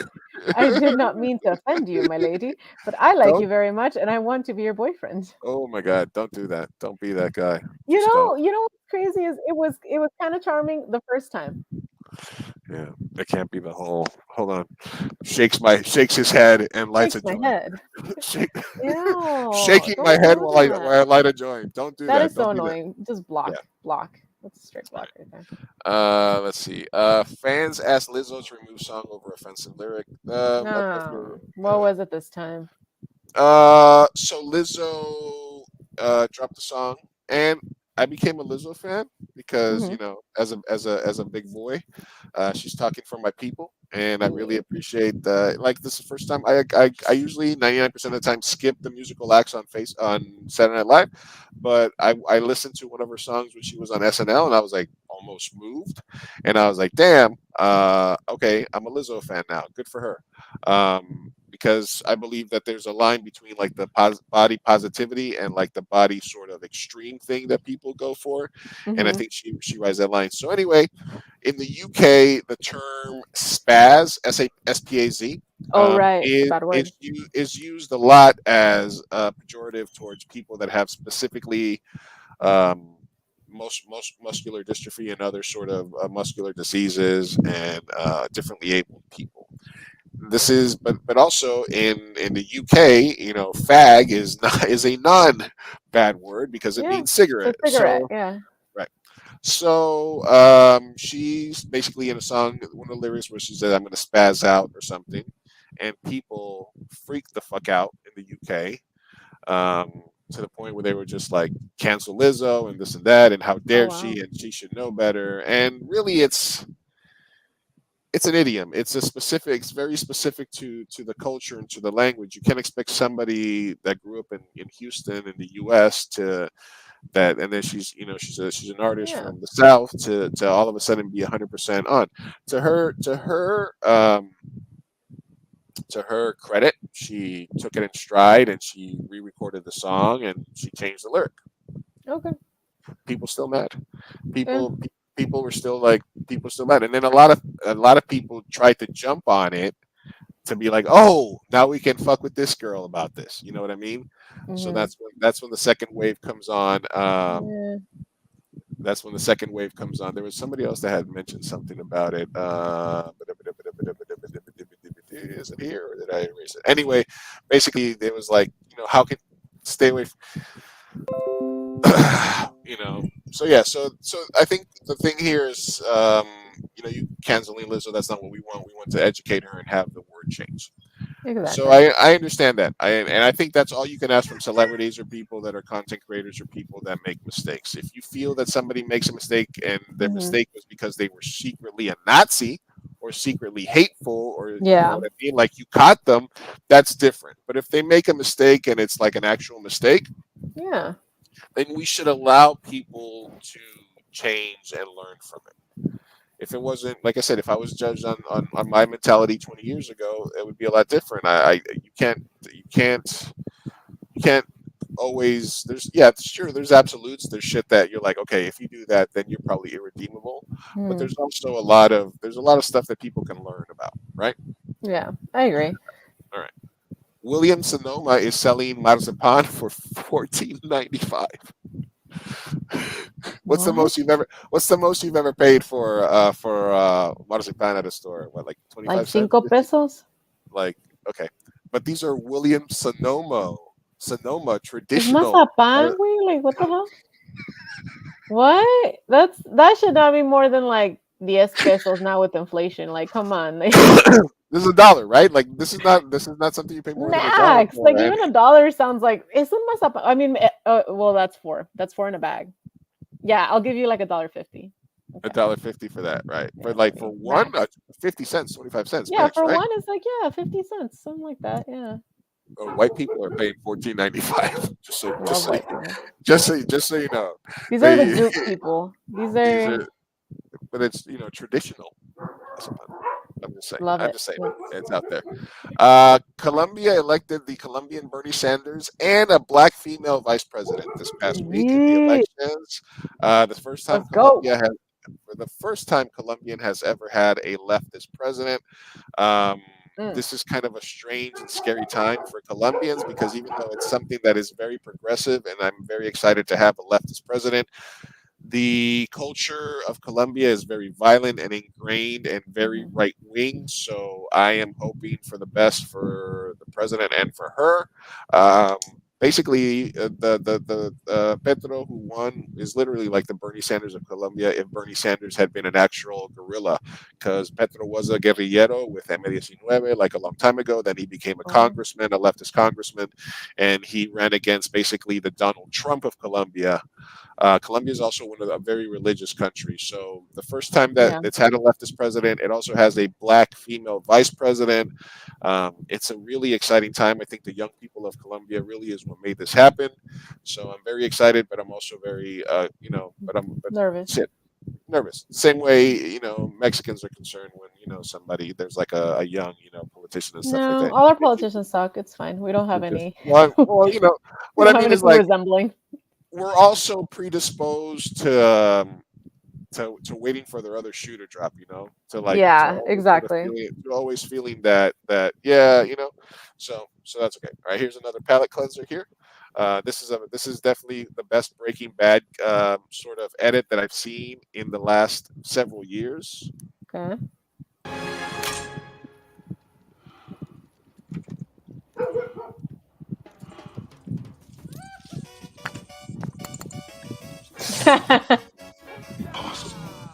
Tuco. This kicks like a mule with his balls wrapped in duct tape. Wow! Oh my god, yes. Tight, yeah! Blue, yellow, pink. Whatever, man, just keep bringing me that. I don't even know who you I love this. Damn, man, look at that, look! I know it. Nobody moves crystal in the South Valley but me! Oh my god, that made me so happy. That was like the best edit. Ah, That was yes. Who did that? That's talent. Yeah, that's really, really good. All right, winding it down here, we have Bernie Sanders, but anime. This is just a palate cleanser here. Oh, Oh, me some Bernie Sanders. Um, Game of Thrones. Jon Hmm. Snow sequel in development at HBO I with Kit heard. Harington. Kit Yeah. Harington. Guess who's not So watching? early development on its first sequel. This is like I guess what they're going to try to do here is sort of like how like the Mandalorian or Obi-Wan Disney series, basically just bringing individuals through. They have I still haven't watched 1 second or one preview of the House of Dragon. I don't even know if I'm going to watch it. It's still the pain from season 7 and 8 is still real to me. Come here, It Rosa. hurts. I still hurt inside. Yeah. It hurts. All the unfinished storylines, all the potential. It But hurts. Kit Harington is attached, and I guess it's basically the way it looks is it's just me like um, Jon Snow and the Wildings hanging out north of the Wall, go having adventures. Because that was Yeah, the funnest part of Game of Thrones was being wait, north of the wall or south of the wall? well, north of the Wall, Yeah, right? north. Yeah, that was the most boring fucking storyline.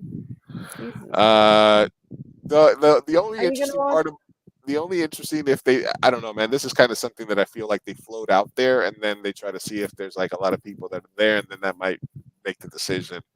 Oh no. um yeah, Lizzie says she's over Game of Thrones in the Yeah, universe. exactly. Same. Thank you. Yeah, I'm like, I'm not even tempted. It's just, I don't The trust the only writers. the only way this is interesting to me is if it starts off with John north of the Wall and then he gets somebody convinces him that he should go back and reclaim the throne that is rightfully his. Mhm. And if they took it that direction, then I would be like, because that could retcon some of the bullshit from the like if he has to go kill his own brother to take back the throne, that Yeah. would be cool. That would be cool. If he's like, wait a minute, I'm the motherfucking rightful heir. What the fuck am I doing freezing my balls off up here? Yeah. And then he decides to start getting Machiavellian about it and get that would be interesting. But if it's just him hanging out, having adventures with the Wildings, you know, eating out redheads. Yeah, there's no convincing me. I'm not watching this. I could not be less interested. I want the books. I need the books to be fucking finished. I don't trust the writers for the show. They fucked up too bad. Like this is no. Stop it. Stop it with Game of Thrones. Just stop it. You guys don't know what you're doing. Yeah, it's enough. It's enough. I like I said, that would be the only reason that I would ever watch that. Hmm. If they were taking about it. I would watch a Last Dorn. Something about Dorn. If they just did a story about just any character, make up a character. I don't care. Just in Dorn, I might tune in. And by different writers, please. yeah, as long as they're not involved at all, Yeah, I I don't would want say. them involved. No, they fucked up. Lastly, we had talked about this fat phobia situation with the Sports Illustrated cover. Hmm. Martha Bueno, who's a politician in Miami, posted this, which is she's 25 and has never had a child. I'm 43 and have 4 kids. Also, come here before you knock out my fucking microphone. You there? All right. Yeah, When people say I have to celebrate her body, but I should feel ashamed for showing mine, I realize that society doesn't care about praising hard work, ethics, and self control. It takes work to stay fit. That's a poor take there. that's an Uh, interesting take. I mean, okay, she's 25, you're Huh. 43. Like, it's okay to brag about yourself. Ain't nobody saying you can't be Latina as fucking your little thing, you know? You got 4 kids and you're still keeping it together. Good for you. But I don't think what really she get the means shit. is that the culture has shifted in that before it was like, like if you have a baby and then you bounce back really fast, it's like, wow, you look so good. Like, good for you. You must have worked so hard. It was like praise, praise, praise. And now it's more so you have a baby, and I think it's more accepted to be like, girl, don't worry about it. You don't like it's toxic to, say that you have to bounce back right away or something like that. But I think there's dad a bods are more normalized than mom yeah, bods, though. exactly. But it's layered because I feel like people are feeling like she feels clearly attacked because she can't show off because then she is probably going to get backlash. But I don't Can't think she, that though? culture is there. Yeah, I don't think Can't, culture is there. I think she can, and I think that she's just victimizing herself because no I mean, one's if going she to was shame like, you. yeah, if she just like puts out a filthy, this is what I look like. I have 4 kids and I'm 43. What? No one's going to be like, wow, you're so insensitive. Like, no, it's very rarely. So I feel like she's victimizing herself because who the fuck is not gonna be like, you look good job, like that's awesome. So she's making a I lot mean, of she a looks like lot she's of hiding a dick. God. See, you're the problem, Lou.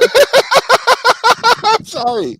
I was just like, is there some shady over here? What's going on? It Oh my looks like God. what's going on in this area right here? I'm sorry. Obviously, she doesn't have a dick, and if she does, who cares? Good for you. Yeah. Good for her. No matter what Oh she's my packing underneath goodness. there. No, it's probably just a shadow. But to throw another woman under the bus there because of that situation, Exactly. It's I like think it's it weird. can nothing is mutually exclusive. You can all have nice bodies and it doesn't why are you gonna like do the thing that you say you hate, which Who is like is why do I get shamed but then you're shaming someone else? find me somewhere where somebody actually said we can't celebrate your body. You should be ashamed, but we need Yeah, to that praise you her. lost weight after 4 babies. Like no one's gonna say that. And if they Nobody's do, saying then that. they're assholes. But like you're feeling very attacked by like the minority. So You're creating calm the down. entire controversy, and basically, Yeah. she got called out. Martha, you compared yourself to her the minute you put the photo next to her and listed the differences. It's obvious you're not interested in conversing within the bounds of reality. Best of luck to you. And she says, well, you're implying that I was comparing Yeah. myself to her and I did no such. Yeah, blah blah blah. Yeah. Anyway, she can. It's not a big deal. All right. Yeah. Yeah. Yeah. Dumb take. Yeah. Dumb Anyway. take. All right. This concludes our tabs. I have two no names way, and then we'll be on our way here. All right. For those that need Uno names. advice, two no names. Are they Question. serious or are they I have not read them. we I gotta start checked it. pre-screening, man.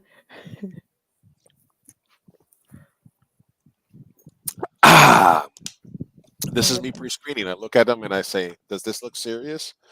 All right. Okay. All right. Got it.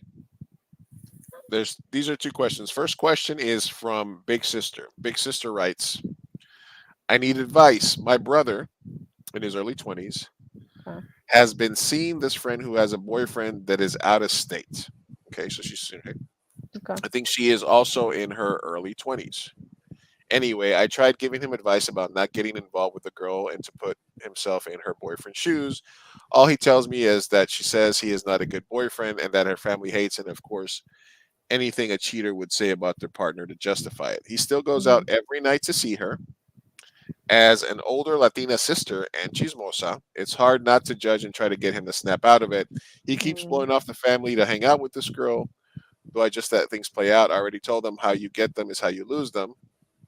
Never heard that one. Yeah. And of course, karma. Is there anything else I can do? It's so hard to see someone so young, ignore red flags. He wants me to meet her. Do I just ignore everything I know about her and give her a chance? I really don't want to be stereotypical mean Latina sister in law. Signed, Big Sister. That's hard. No, you don't meet her. You okay. Um, this sounds like one of those situations where they have to learn the hard way because Yeah. he's making poor choices and he's going out of his way to continue to make them. And he seems like, I don't know if he's in love or not, or if the sex is just good. I don't know, but he is continuously making the same choice and doubling down. So he's not going to listen to you. He's not going to listen to any reason. He has to learn the hard way. Now, do you have to get involved? Do you have to meet her? That's on you, right? So I would say that that's where I would put my foot down. If my brother was doing something like that, I would You're a big say Latina sister I and a will, yeah, chismosa. exactly. I'm a big sister too. I would say the minute that she is single and you are both in a relationship and are public, then I will meet her. But respect me more than that, please, because right now it's Do not you serious. do you meet her just so you can basically talk some sense into both of them? No, 'Cause there's I no think that's need for what I me would to. do. There's, huh? Because You would try to meet her? because let's say if I was, No, if it because was my, I would if like, oh, she's coming by, all right, and then they'd be like, oh, okay, so you guys are seeing each other, but you have a boyfriend, right? Yes, and he's out of state and he's an asshole. Okay, well, I wish you guys the best, but just so you know, this is how I feel about it. but that's the thing that can only lead to conflict. Because if I'm in a room with her and I disapprove of this, I could call it out in the nicest way possible, but then where does that leave us? I'm just gonna be like, oh, I don't approve of this. Goodbye. Like, no, then the brother's like, well, you were a fucking bitch and blah blah blah. Like, it's just gonna make for conflict. I would rather just tell my brother, hey, when you guys are official and she is no longer in a relationship, then she can have the honor of meeting your fucking sister because I'm family, okay? She doesn't get to meet the fucking family until you guys are official, okay? I just see it that way because it's like, why waste my time? Don't waste my time. Like, if you guys are just fuck buddies, I don't need to meet her. I don't Okay, need to meet her. as the older brother, Hmm. my advice would be a little bit different. Okay. Um, my advice on married women or women that are dating somebody else is I never pursue them. Okay. No, but he's Um, already pursued. That's the thing. well, We're past that. I'm trying to kind of give my perspective a little bit. Okay. So I'm just giving, in terms of life advice, what I would give them is the life advice that in terms of women that are married or women that, like, I only interact with women that are married or in a relationship if they are very clearly the ones that are pursuing it. Right? Then you know one or two things. You should just be there for the physicality and never hang out and never hang out and never That's what hang I around. mean. Yeah. So I'm like, why do I need to meet her? Like, it's fine if you're fucking her, you're making your choices, you'll learn, but I don't Yeah, need to meet her. yeah. Get yours, and she's getting something out of it as well. Hmm. But do not, because we talked about this a while ago, which is the this is part of sticking your dick in crazy. If even as You're well meaning as well meaning as the girl is, there's something broken in that relationship. And if you're and if you interject yourself as penis, then you're both getting something out of it. And then but once you interject, oh no, I'm also with this woman. yeah. You're with her, you're her boyfriend, you're out of town, you're a piece of shit. I'm also with her. Now you're in this love, now you're in a love triangle. That's a Hmm. bad thing. Love triangles It's an always affair. always end badly. Yeah. And we talked about this, how women have to worry about so many other things when they're dating or even with a man. We have don't stick your dick in crazy. You girls have don't get murdered, right? Hmm. Well, one of the ways you can get murdered as a man is by fucking with a woman that has already a man. And life advice for the fellas is stay the fuck away from women that are married or have boyfriends, Yeah. specifically if their boyfriend is like an asshole. Because what happens is half the time these asshole boyfriends are out of state because they've been in jail. Hmm. They are military. They might be in law enforcement or they might be criminals.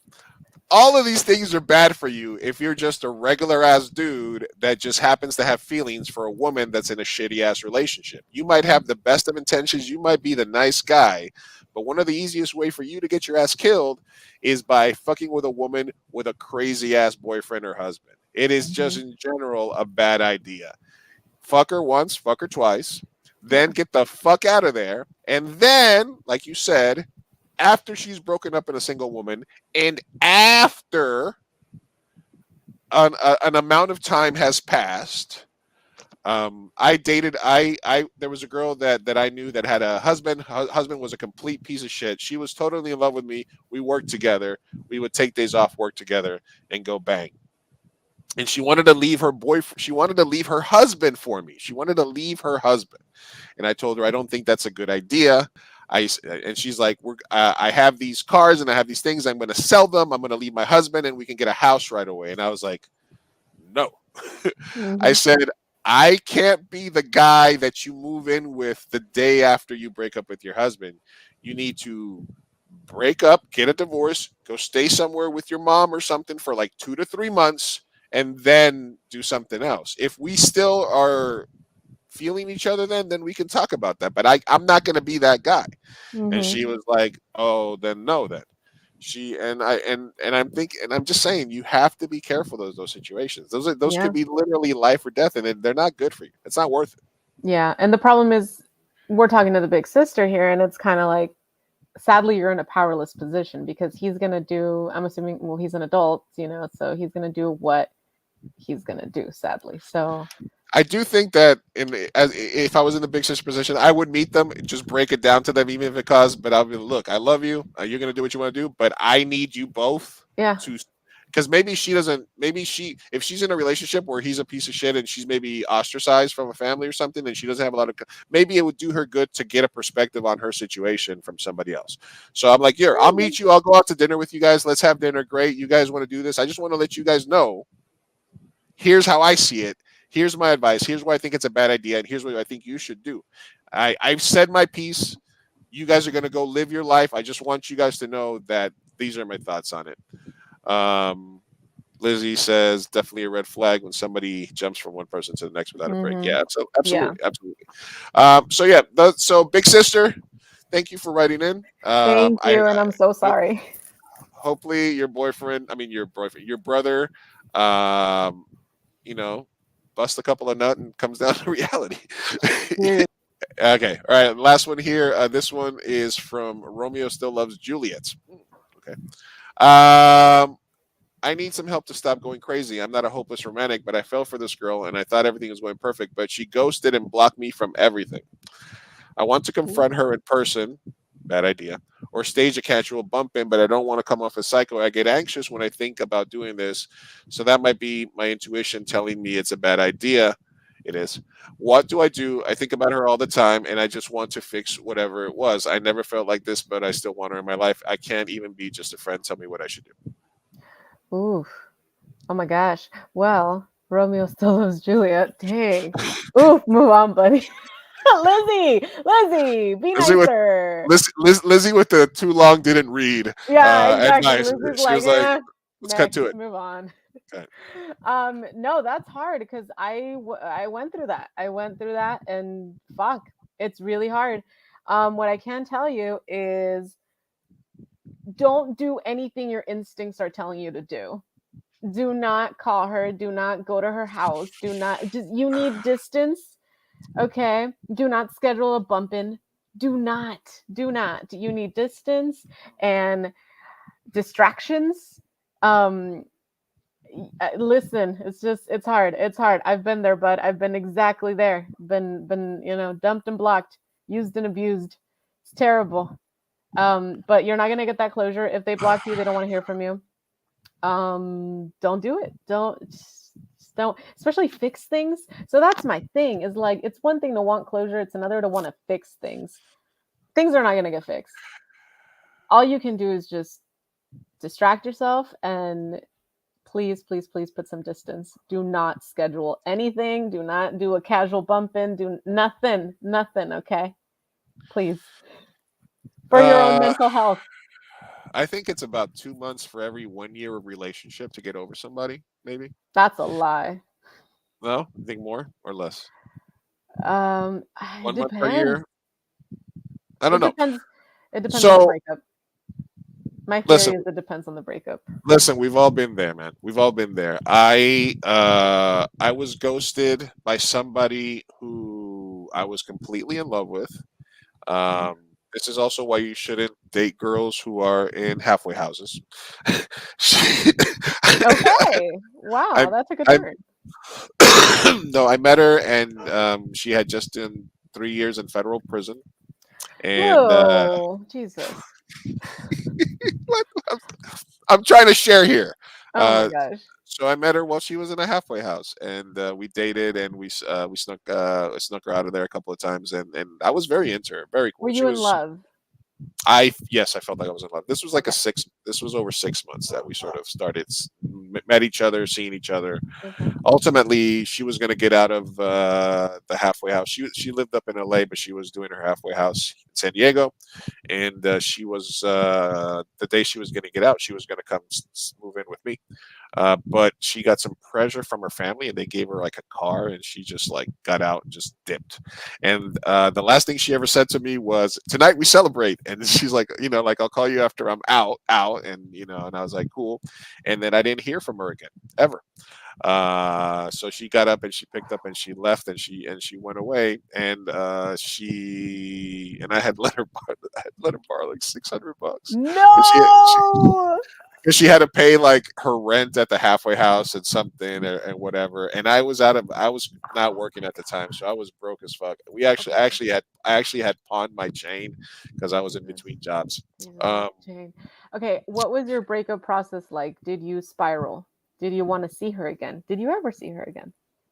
no, I mean I know she's alive, and I know just like through social media and stuff like that. But basically the process was just being a blobbering mess for like 3 months and continuing to try to reach out to her and getting no responses and Hmm. just not eating and being depressed and Yeah, that just sucks. like, I mean it's good for weight loss. It's good for It is. I also it, lost weight. It's great. Not good and for the liver. look, man, it's like any grieving process. It hurts a little bit each day until it goes away. But Yeah. it's definitely a process, and it's definitely you know vent, write her letters that you're never going to send her. But with social Yeah. media and with shit like that, like I'm terrified that I'm going to win an Oscar and some fucking crybaby message I sent to this bitch like 15 years ago is going to show up on Twitter the next day. Like, look at this pussy ass motherfucker. He was so sad and wanting her back and fucking like, oh my god, I won't care because that's who fuck it. I'm imperfect. I'm a fucking hopeless. That's what you care about. Come on. I'm a batshit crazy hopeless romantic. So Same. I was torn to shreds. Fuck love. But but What even is love? it is true. What doesn't kill you makes you stronger. And as much as it hurts day one, day 50, day 100 are a lot easier. Yeah. Honestly, if you're with somebody and it's more than 6 months and you feel like you're in love and so all of a sudden she blocks you and it disappears, ghosts you, I think it's the worst way to dump somebody. I would 100 It's times out of 100 just get told like you suck. I'm leaving. yeah, Okay. you have to focus on the action because like if you really loved this person, someone you love, you don't block them and you don't just ignore them. You Yeah. don't break up with them in that way, right? So just villainize her, him. We don't know the genders, right? Yeah. Villainize them, because they did something shitty. So whenever you feel those love feelings and you're like, oh my god, I love them so much, I want to see them, blah blah blah. Just remember how fucking shit they treated you and how they blocked you and all of that, and get angry and yeah, just take it a day at a time. But focus on that anger, okay? So what I do is whenever I have like thoughts like that, I text my friend and then she's like, "But this person did this and remember when they did this?" And then they remind me. They're my accountability person. So maybe get yourself an accountability person when you start having these thoughts because they will creep up. Yeah. I always remember that she used to litter, like be Mm, hat like she would just throw shit out the window of the car and yeah. stuff like that. Like she was a litter bug, and Yeah. she had a really hairy butthole. So There you go. that always distracted me when I was in a certain. I was just like I would just like oh so much why that was those are the two. I gotta remember those two Whatever things. you gotta latch onto, man. Anything. And if you're like, no, she was perfect. Oh my She goodness. wasn't. She Um, wasn't. yeah, just think of at She least the wasn't, or she breakup, the wouldn't have fact done that what she she did. blocked you. At Yeah, yeah, least just think of that and hold on to yeah. that pain and be like, she caused that pain, and then just dwell on that hatred for a little bit and then move on. Yeah, so literally set a timer for being angry and hateful, like 15, 20 minutes, and then just be like, move on to something else. Yeah, exactly. The key between allowing time to happen is to do the things that you didn't have time to do because you had a girlfriend. Yeah. So spend time on whatever the other things are that you're passionate about, put And it into some yourself. art, Hmm. put the passion into yourself, go for walks, hang out with your dogs, get a dog, just do other stuff just to pass the time, get through one day, get through the next day, and eventually few weeks, couple of months, the pain does subside and Substantially. you do start being able to see beyond. Then all of a sudden you're going to see a girl that comments on one of your posts and you're like, hey, well, she's kind of cute. Or you might Yeah. see a girl here and stuff like that, and you'll just realize that your mind is allowing you to move on from it. Yeah, it is sort of like the grieving process, not to say that when we lose loved ones we don't, eventually Absolutely. stop caring. It's just that one day you wake up and you're like, "Oh, I haven't thought about them." Wow. Oh, you know. And Yeah. that's kind of in that sense. One day you will just be like, "Oh, I don't feel anything anymore." That's cool. and you'll find Yeah, somebody else. There's plenty of fish in the sea. Okay, you'll there's find somebody another else there's that another won't block you. Juliet out there for you, Romeo. There's Yes, another Romeo. Juliet. Also, Romeo and Juliet ended up dead. So let's, Yeah, I mean, it's then not the story you want. exactly. I remember. I mean, damn, I just have so many dating stories. I was dating a No, girl. We went to see Jesus, we're Baz. gonna be here for hours. We went to see Baz Luhrmann's Romeo and Juliet, and she cried. And the first line of the movie is two star-crossed lovers take their lives. I'm like, what the fuck did you think was going to happen? I thought they were going to change it for the movie. The Oh my fuck? gosh. Yeah. Yeah. Anyway, Yeah. that's when I I thought it was so realized stupid, but sorry. I was going to realize that she was probably not the right one for me. Mm-mm. She's a little too dumb for my taste. A Sorry. little bit, but you keep dating young. Can you True. expect Well, it? not anymore. Not Not anymore. anymore. Because I'm Not old. anymore. So it stopped being cool a long ass time ago. I was like, hey, I'm getting Yeah. older here. Gotta cut this out. Yeah. Anyway, Romeo, Juliet, big sister. Thank you for dropping the Yeah, those are advice. good ones. Hopefully, wish you nothing but good fortune. Keep us updated if you want to let us know how things went. And as always, we post we answer people's questions. Yeah, please keep submitting. Both of you. I want to know how this ends up, And especially other for big questions. sister, because like, what the fuck, man, little brother, It's what are you doing? an interesting one. It's an interesting it could go a lot of different ways. I'm gonna go slap my little brother right now. He hasn't done the thing. I'm just gonna be like, Just say, don't you dare fucking put me through that. don't put Don't me you through dare. this. Maybe he was the one that submitted it to I know, prepare you. right? I'm like, are you trying to tell me something? All right, guys. Thank you to Carlos Film. That was a cool interview we had. Thank you Yeah, for that's hanging awesome. around with us. Thank you, Liz, for stopping by. Catch her channel on Twitch if you guys want to watch some Animal Crossing, some Fall Guys, some cool family-friendly gaming. And to everybody that has been a part of the show so far, thank you for watching. Thank you for listening. This is Luis Martinez and Sofia Carr. Yes. Peace out. Peace out. Adios.